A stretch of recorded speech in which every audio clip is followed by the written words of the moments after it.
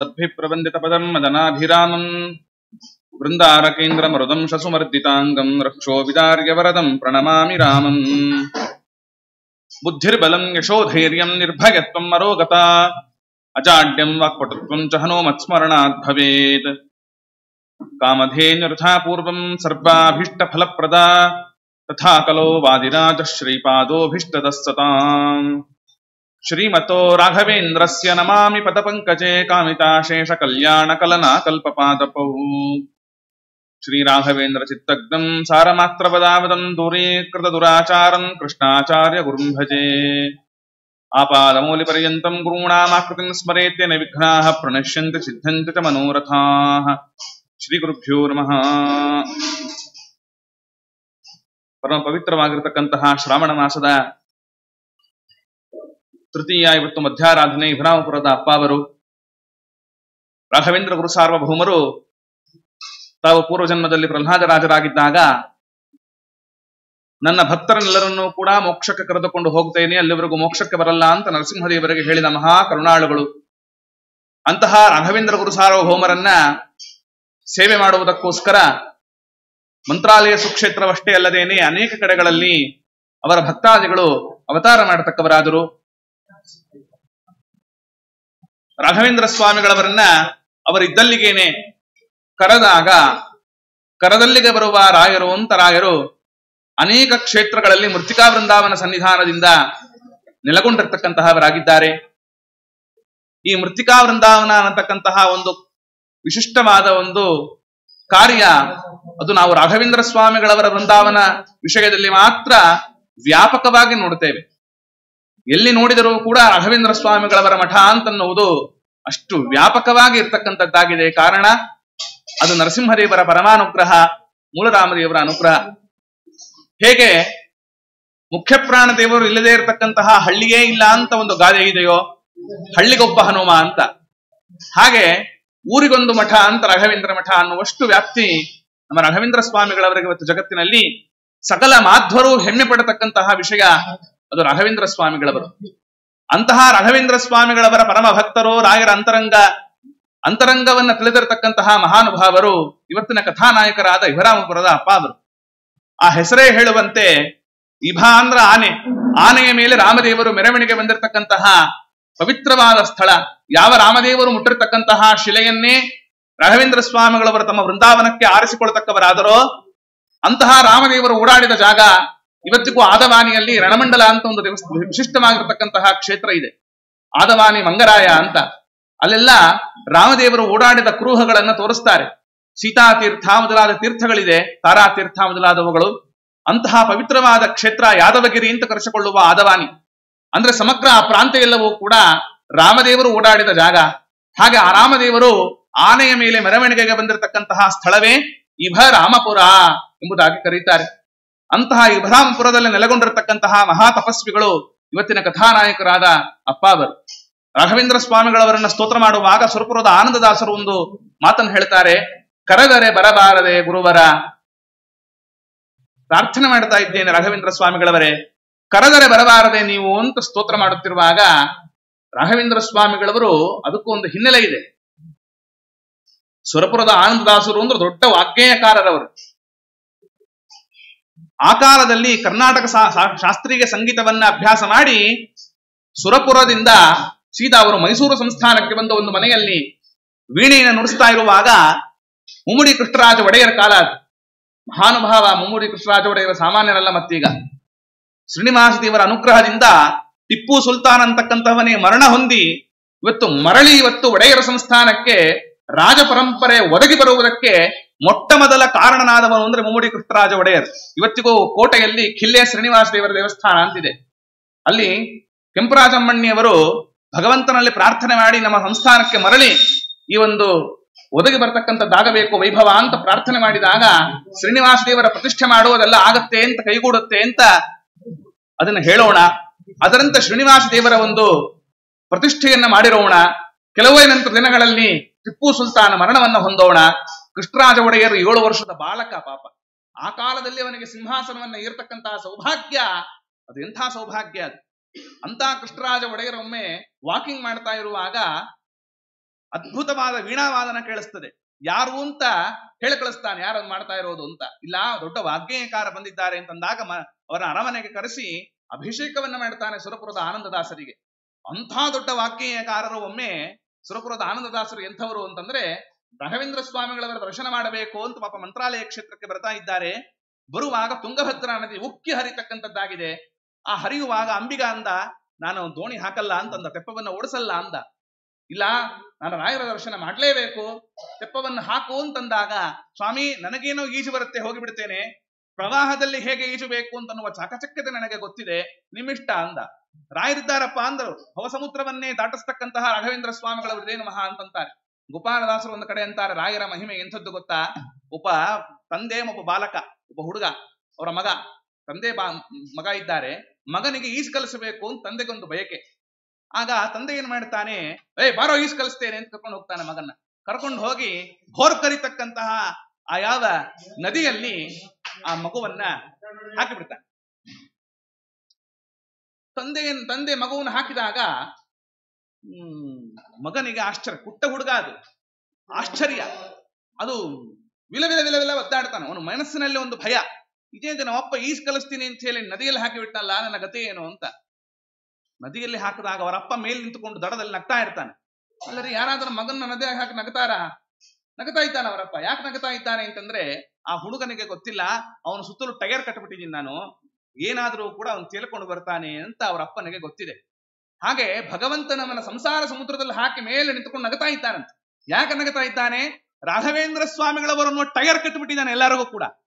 ಆದ್ರಿಂದ ನಾವು ಯಾವತ್ತಿದ್ರೂ ಕೂಡ ಭವ ಸಮುದ್ರದಲ್ಲಿ ತೇಲ್ಕೊಂಡು ಬರ್ತೇವೆ ಅಂತನ್ನುವ ಒಂದು ವಿಶ್ವಾಸ, ಅದು ನಮ್ಮ ಶ್ರೀನಿವಾಸ ನಮ್ಮ ಮೇಲೆ ಈ ರೀತಿಯಾದ ಅನುಗ್ರಹವನ್ನ ಮಾಡಿದ್ದಾನೆ ಅಂತ ಗೋಪಾಲದಾಸರು ವರ್ಣನೆ ಮಾಡ್ತಾರೆ. ನಾನು ಹೇಳ್ತಾ ಇರೋ ಎಕ್ಸಾಂಪಲ್ ಅಲ್ಲ ಇದು. ಆದ್ದರಿಂದ ಇಂತಹ ನಮ್ಮ ರಾಘವೇಂದ್ರ ಸ್ವಾಮಿಗಳವರು ಇದ್ದಾಗ ನನಗೇನು ಭಯ ಅಂತ ಸುರಪುರದ ಆನಂದದಾಸರು ಆ ಕಾಲಕ್ಕೆ ತೆಪ್ಪವನ್ನ ಹತ್ತೋಣ, ತುಂಗಭದ್ರಾ ನದಿ ಭೋರ್ಗರೆದುಕೊಂಡು ಬರೋಣ. ಅವನಿಂದ ನನ್ನ ತೆಪ್ಪ ಮುಗಿಸ್ಕೊಂಡ್ಬಿಡ್ತದೆ, ನನ್ನ ಕೈಲಿ ಆಗಲ್ಲ ಅಂತ ಅವನ ನದಿಯಲ್ಲಿ ಹಾರಿಬಿಟ್ಟ. ಸುರಪುರದ ಆನಂದದಾಸರಂದ್ರು, ನಾನು ರಾಯರ ಮೇಲೆ ವಿಶ್ವಾಸ ಮಾಡಿದ್ದಕ್ಕೆ ಏನು ಫಲ, ರಾಯರ ಕರುಣಿಸೆಯೇ ಕರುಣಿಸ್ತಾರೆ ಅಂತನ್ನುವ ದೃಢವಾದ ವಿಶ್ವಾಸದಿಂದ ರಾಘವೇಂದ್ರ ಸ್ವಾಮಿಗಳವರಲ್ಲಿ ಪ್ರಾರ್ಥನೆ ಮಾಡಿದಾಗ ದೂರದಲ್ಲಿರ್ತಕ್ಕಂತಹ ಇಬ್ಬರು ವ್ಯಕ್ತಿಗಳು ದೊಡ್ಡದಾಗಿರ್ತಕ್ಕಂಥ ಬಟ್ಟೆಯನ್ನು ಹಾಕಿ ಅವನನ್ನು ಎಳೆದುಕೊಂಡು ಬಂದು ನದಿಗೆ ದಡವನ್ನ ಮುಟ್ಟಿಸ್ತಕ್ಕಂಥವರಾದರು. ಸ್ವಾಮಿ, ಇಂಥ ಕಾಲದಲ್ಲಿ ಪರಮೋಪಕಾರವನ್ನ ಮಾಡಿದ್ದೀರಾ, ನಿಮ್ಮ ಹೆಸರೇನು ಅಂತ ಕೇಳಿದಾಗ ಅವರಂದ್ರು, ನೋಡಪ್ಪ ನನ್ನ ಹೆಸರು ರಾಗಪ್ಪ ಅಂತ ಕರೀತಾರೆ, ಇವನು ವಾಜಪ್ಪ ಅಂತಾರೆ, ನಾವಿಬ್ಬರೇ ಇಲ್ಲೇ ಓಡಾಡ್ತಾ ಇದ್ವಿ, ನಿಮ್ಮನ್ನು ನೋಡಿದ್ವಿ, ಈ ಪ್ರಕಾರ ನಿಮ್ಮನ್ನ ರಕ್ಷಣೆ ಮಾಡಬೇಕು ಅಂತ ಭಗವತ್ ಪ್ರೇರಣೆ ಆಯ್ತು, ಹೀಗೆ ರಕ್ಷಣೆ ಮಾಡದೆ ಅಂತಂದಾಗ ಬಹಳ ಉಪಕಾರ ಆಯ್ತು ಸ್ವಾಮಿ ನಿಮ್ಮಿಂದ ಅಂತಂದುಕೊಂಡು ಸೀದಾ ಸುರಪುರದ ಆನಂದದಾಸರು ಮಂತ್ರಾಲಯ ಕ್ಷೇತ್ರಕ್ಕೆ ಬರೋಣ. ತುಂಗಭದ್ರಾ ತೀರದಿಂದ ಮಂತ್ರಾಲಯ ಕ್ಷೇತ್ರಕ್ಕೆ ಬಂದಾಗ ಇವರು ಎಷ್ಟು ಜನ, 8 ಜನರು ಕೂತಿದ್ದಾರೆ ಮಹಾನುಭಾವರುಗಳು ರಾಘವೇಂದ್ರ ಸ್ವಾಮಿಗಳವರ ಸನ್ನಿಧಾನದಲ್ಲಿ. ನಮ್ಮ ಅಪ್ಪ ಅವರು ಕೇಳ್ತಾರೆ, ಏನಪ್ಪಾ ಆನಂದ, ಮಂತ್ರಾಲಯದಲ್ಲಿ ಬರಬೇಕು ಅಂತಂದಾಗ ತುಂಗಭದ್ರಾ ಪ್ರವಾಹದಿಂದ ದಾಟಿಸಿಕೊಂಡು ಬಂದ್ರಲ್ಲ, ಅವ್ರು ಯಾರು ಅಂತ ಅಂದುಕೊಂಡಿ ಅಂದ್ರು. ಬಂದ್ಯಾ ಮಂತ್ರಾಲಯ ಕ್ಷೇತ್ರಕ್ಕೆ ಅಂದ್ರು. ಅಪ್ಪ ಅವರು ಕೂತಲ್ಲೇ ಹೇಳ್ತಾ ಇದ್ದಾರೆ ಅಲ್ಲೇನ್ ನಡೀತು ಅಂತನ್ನುವ ಘಟನೆಯನ್ನ. ಸ್ವಾಮಿ, ನನಗೆ ಯಾರೋ ಇಬ್ಬರು ಬಂದು ಅನುಗ್ರಹ ಮಾಡಿದ್ರು ಅಂತಂದಾಗ ಆಗಂತಾರೆ ಅಪ್ಪ ಅವರು, ಯಾರೋ ಅಲ್ಲಪ್ಪ, ಅವರು ಸಾಕ್ಷಾತ್ ರಾಘಪ್ಪ ಅಂದ್ರೆ ರಾಘವೇಂದ್ರ ಸ್ವಾಮಿಗಳವರು, ವಾಜಪ್ಪ ಅಂದ್ರೆ ವಾದೀಂದ್ರ ತೀರ್ಥರು, ಇವರಿಬ್ಬರೂ ಬಂದು ನಿನ್ನನ್ನು ರಕ್ಷಣೆ ಮಾಡಿರ್ತಕ್ಕಂತಹವರಾಗಿದ್ದಾರೆ ಅಂತಂದಾಗ ಅವರಿಗೆ ಆನಂದ ಭಾಷ್ಪ ಉಮ್ಮಳಿಸಿ ಬಂದು ಸುರಪುರದ ಆನಂದದಾಸರು ಹಾಡ್ತಕ್ಕವರಾಗ್ತಾರೆ. ಕರೆದರೆ ಬರಬಾರದೆ ಗುರುವರ. ಯಾರು ಕರೀತಾ ಇದ್ದಾರಪ್ಪ ಇಲ್ಲಿ ಕುಳಿತವರು ಯಾರು? ಭೂಸುರರಳು ಪ್ರಕಾಶ ಕೃಷ್ಣಾರ್ಯರು ಕರೆದರೆ ಬರಬಾರದೆ. ಇಡೀ ಬ್ರಾಹ್ಮಣರ ಸಮುದಾಯದ ಮಧ್ಯದಲ್ಲಿ ಮಿಂಚಿನಂತೆ ಪ್ರಕಾಶಮಾನರಾಗಿರ್ತಕ್ಕಂತಹ ಇಬ್ರಾಮಪುರದ ಅಪ್ಪ ಅವರು ಕರೀತಾ ಇದ್ದಾರೆ, ನಾನು ಕರೀತೇನೆ ಅಂತ ಬರಬೇಡಿ. ರಾಘವೇಂದ್ರ ಸ್ವಾಮಿಗಳವರೇ, ನಾನು ನಿಮ್ಮನ್ನ ಸ್ತೋತ್ರ ಮಾಡ್ತೇನೆ ಅಂತ ನಮಗೆ ದರ್ಶನ ಕೊಡಬೇಡಿ, ಅಪ್ಪ ಅವರು ಕರೀತಾ ಇದ್ದಾರೆ ಅನ್ನೋದಕ್ಕೋಸ್ಕರ ನಿಮ್ಮ ದರ್ಶನವನ್ನು ಕೊಡಿ ಅಂತ ಸುರಪುರದ ಆನಂದದಾಸರು ಸ್ತೋತ್ರ ಮಾಡಿದಾಗ ರಾಘವೇಂದ್ರ ಸ್ವಾಮಿಗಳವರ ದರ್ಶನವನ್ನು ಕೊಟ್ಟರು ಅಂತ ಇತಿಹಾಸ ಹೇಳ್ತಾ ಇದೆ. ಆ ಕಾಲಕ್ಕೇನೆ ಸುರಪುರದ ಆನಂದದಾಸರು ಇನ್ನೊಂದು ಹಾಡನ್ನ ಮಾಡ್ತಾರೆ, ರಾಘವೇಂದ್ರ ರಾಯರ ಪಾದಾಂಬುಜ ಆರಾಧಕರ ಕೊಂಡಾಡಿರೋ. ಏನು ಒಬ್ಬೊಬ್ಬರು ಸಾಮಾನ್ಯರಾವರೆಲ್ಲ ಜ್ಞಾನಿಗಳು ಕುಳಿತವರು, ಎಲ್ಲ ರಾಯರ ಪರಮ ಅಂತರಂಗ ಭಕ್ತರು ಅಂತ ಅನ್ನುವುದನ್ನ ಸ್ತೋತ್ರ ಮಾಡಿ ತೋರಿಸ್ತಕ್ಕಂಥವರಾಗುತ್ತಾರೆ ಇಂತಹ ಅಪ್ಪ ಅವರು. ಹೀಗೆ ಒಮ್ಮೆ ಸಂಚಾರ ಮಾಡತಕ್ಕ ಕಾಲದಲ್ಲಿ ಒಬ್ಬ ಬ್ರಾಹ್ಮಣ ಅವನಂದ್ರಂತೆ, ಸ್ವಾಮಿ ಮಂತ್ರಾಲಯ ಯಾತ್ರಕ್ಕೆ ಬಂದಿದ್ದೇನೆ. ಅನೇಕ ಜನ ಇವತ್ತು ನೋಡಿ ರಾಘವೇಂದ್ರ ಸ್ತೋತ್ರದಲ್ಲಿ ಅಪ್ಪಣ್ಣಾಚಾರ್ಯರು ಶ್ರೀಪೂರ್ಣ ಬೋಧ ಗುರು ತೀರ್ಥವಯೋಭಿಪಾರ ಕಾಮಾರಿ ಮಾಕ್ಷ ವಿಷಮಾಕ್ಷ ಶಿರಸ್ಪೃಶಂತಿ ಪೂರ್ವೋತ್ತರಾಮಿತ ತರಂಗ ಚರತ್ಸು ಹಂಸ ದೇವಾಲಿ ಸೇವಿತ ಪರಾಂಘ್ರಿಪಯೋಜ ಲಗ್ನ. ಹೀಗೆ ಅಪ್ಪಣ್ಣಾಚಾರ್ಯರು ಸ್ತೋತ್ರ ಮಾಡಿ ಒಂದೊಂದಕ್ಕೂ ಅನೇಕವಾಗಿರ್ತಕ್ಕಂತಹ ರಾಘವೇಂದ್ರ ಸ್ವಾಮಿಗಳವರ ಮಹಿಮೆಗಳನ್ನು ಹೇಳ್ತಾ ಬರ್ತಾರೆ. ಒಂದೊಂದು ಮಹಿಮೆಯು ಅಸಾಧ್ಯವಾದದ್ದು. ಅಜ್ಞಾನ ವಿಸ್ಮೃತಿರ್ಭ್ರಾಂತಿ ಸಂಶಯ ಅಪಸ್ಮೃತಿ ಕ್ಷಯಾ ತಂದ್ರ ಕಂಪವಚ ಕೌಂಠ್ಯ ಮುಖಾಯೇ ಚ ಇಂದ್ರಿಯೋದ್ಭವಾ ದೋಷಾಸ್ತೆ ನಾಶವಾಯಾಂತಿ ರಾಘವೇಂದ್ರ ಪ್ರಸಾದತಃ. ಅಜ್ಞಾನ, ವಿಸ್ಮೃತಿ, ಮರೆವು, ಭ್ರಾಂತಿ, ಅದೋವಾ ಇದೋವಾ ಅನ್ನತಕ್ಕಂತಹ ಬುದ್ಧಿ, ಇದೇ ಮೊದಲಾದ ಸಕಲವಾಗಿರತಕ್ಕಂತಹ ದೋಷಗಳನ್ನ ಪರಿಹಾರ ಮಾಡ್ತಾರೆ ನಮ್ಮ ರಾಯರು. ಅಂಧೋಪಿ ದಿವ್ಯ ದೃಷ್ಟಿ ಸ್ಯಾತ್ ಏಡಮೂಕೋಪಿ ವಾಕ್ಪತಿ. ಮಹಾ ಜನ್ಮಾಂಧನಾಗಿದ್ದರೂ ಕೂಡ ಅವನಿಗೆ ಕಣ್ಣು ಕೊಡ್ತಾರೆ ನಮ್ಮ ರಾಯರು. ಎಂತಹ ಏಡಮೂಕನಾಗಿದ್ದರೂ ಕೂಡ ಅವನಿಗೆ ನುಡಿಸ್ತಕ್ಕಂತಹವರಾಗುತ್ತಾರೆ ನಮ್ಮ ರಾಯರು ಅಂತ ಹೀಗೆ ಸ್ತೋತ್ರ ಮಾಡಿದ್ದಕ್ಕೆ ಒಂದು ನಿದರ್ಶನ ಬೇಕಲ್ಲಪ್ಪ. ಸ್ತೋತ್ರಗೇನೋ ಮಾಡಿಬಿಟ್ರು, ಆ ಸ್ತೋತ್ರ ಮಾಡಿದ್ದ ಅದೇ ರೀತಿಯಾಗಿ ಮಹಿಮೆ ಕಾಣಬೇಕಲ್ಲ ಜಗತ್ತಿನಲ್ಲಿ. ರಾಯರ ಸ್ತೋತ್ರದಲ್ಲಿ ಅನೇಕ ಮಹಿಮೆಗಳನ್ನು ಹೇಳಿದ್ದಾರೆ. ಈ ಮಹಿಮೆಗಳೆಲ್ಲವೂ ಕೂಡ ಸುಮ್ಮನೆ ಅವರು ಸ್ತೋತ್ರ ಮಾಡಿದ್ರ ನಮ್ಮ ನಿಮ್ಮಂತೆ ಯಾರೋ ಒಬ್ರು ಸ್ವಾಮಿಗಳು ಬಂದ್ರು ಅಂದ್ರೆ ಅವ್ರು ಹಾಗೆ ಮಾಡ್ತಾರೆ ಇವ್ರು ಹೀಗೆ ಮಾಡ್ತಾರೆ ಅಂತ ಸುಮ್ಮನೆ ಹೊಗಳ್ತಾ ಇರೋದು ನಮ್ಗೆ ಏನೊಂದು ಸಂಭಾವನೆ ಬರುತ್ತೆ ಅಂತ ನಾವು ಹಾಗೆ ಮಾಡ್ತೀವಿ. ಅಪ್ಪಣಾಚಾರ್ಯರು ಸುಮ್ಮನೆ ಹೊಗಳಿ ಬಿಟ್ರ ರಾಘವೇಂದ್ರ ಸ್ವಾಮಿಗಳವರನ್ನ? ಇಲ್ಲ, ರಾಘವೇಂದ್ರ ಸ್ವಾಮಿಗಳವರನ್ನ ಸ್ತೋತ್ರ ಮಾಡುವಾಗ ಅವರಿಗೆ ಅವರ ಅರಿವೇ ಇಲ್ಲ, ಅಷ್ಟು ಭಕ್ತಿ ಪರವಶರಾಗಿ ರಾಯರ ಸ್ತೋತ್ರವನ್ನ ಮಾಡಿದ್ದು. ಹಾಗೆ ಅಪ್ಪಣ್ಣಾಚಾರ್ಯರ ಸ್ತೋತ್ರ ಮಾಡಿದಾಗ ಒಂದೊಂದಕ್ಕೂ ಒಂದೊಂದು ಫಲ ಇದೆ ಅಂತ ಏನು ಹೇಳಿದ್ರಲ್ಲ, ಅದು ಹಾಗೆ ನಡೆದದ್ದಕ್ಕೊಂದು ದೃಷ್ಟಾಂತ ಬೇಕಲ್ಲ, ಎಕ್ಸಾಂಪಲ್ ಬೇಕಲ್ಲ. ಇಲ್ಲಪ್ಪ, ಜನ್ಮಾಂಧನಿಗೆ ಕಣ್ಣು ಕೊಟ್ರು, ಮಹಾವಂಧ್ಯ ಸುಪುತ್ರಪ್ರದರು, ಮಕ್ಕಳೇ ಆಗಲ್ಲ ಅಂತ ಯಾವ ವೈದ್ಯರು ಹೇಳಿದಾಗಲೂ ಕೂಡ ಮಕ್ಕಳನ್ನು ಕೊಡ್ತಕ್ಕಂಥವರು ರಾಘವೇಂದ್ರ ಸ್ವಾಮಿಗಳವರು ಅಂತನ್ನುವ ಈ ತರಹದ ಒಂದು ಮಹಾತ್ಮೆ ಅನ್ನತಕ್ಕಂಥದ್ದನ್ನ ಮಾಡಿದ್ದಕ್ಕೊಂದು ದೃಷ್ಟಾಂತ ಬೇಕಲ್ಲ, ಎಕ್ಸಾಂಪಲ್. ಅದಕ್ಕೆ ಹೇಳಿದರು ರಾಯರು, ಆ ದೃಷ್ಟಾಂತಕ್ಕೆ ಒಬ್ಬರು ಹುಟ್ಟಿ ಬರ್ತಾರೆ ಎಂದ್ರು. ಅದೇ ನಮ್ಮ ಇಭರಾಮಪುರದ ಅಪ್ಪ ಅವರ ಚರಿತ್ರೆಯಲ್ಲಿ ರಾಘವೇಂದ್ರ ಸ್ವಾಮಿಗಳವರ ಸ್ತೋತ್ರದಲ್ಲಿ ಬಂದಿರತಕ್ಕಂತಹ ಪ್ರತಿಯೊಂದು ಮಹಿಮೆಯನ್ನ ಪ್ರಕಟಪಡಿಸಿ ತೋರಿಸ್ತಕ್ಕಂಥವರಾಗಿದ್ದಾರೆ. ಒಂದು ಉದಾಹರಣೆ ಕೊಡ್ತೇನೆ ನೋಡಿ. ಜೀವಣ್ಣರಾಯರು ಅಂತ ಒಬ್ಬ ಪಾಪ ಭಕ್ತ ಬಂದಿದ್ದಾನೆ ಮಂತ್ರಾಲಯ ಕ್ಷೇತ್ರಕ್ಕೆ. ಪಾಪ ಜನ್ಮಾಂಧ, ಅವನು ಹುಟ್ಟಿದಾಗ್ಲಿಂದಲೂ ಕುರುಡ.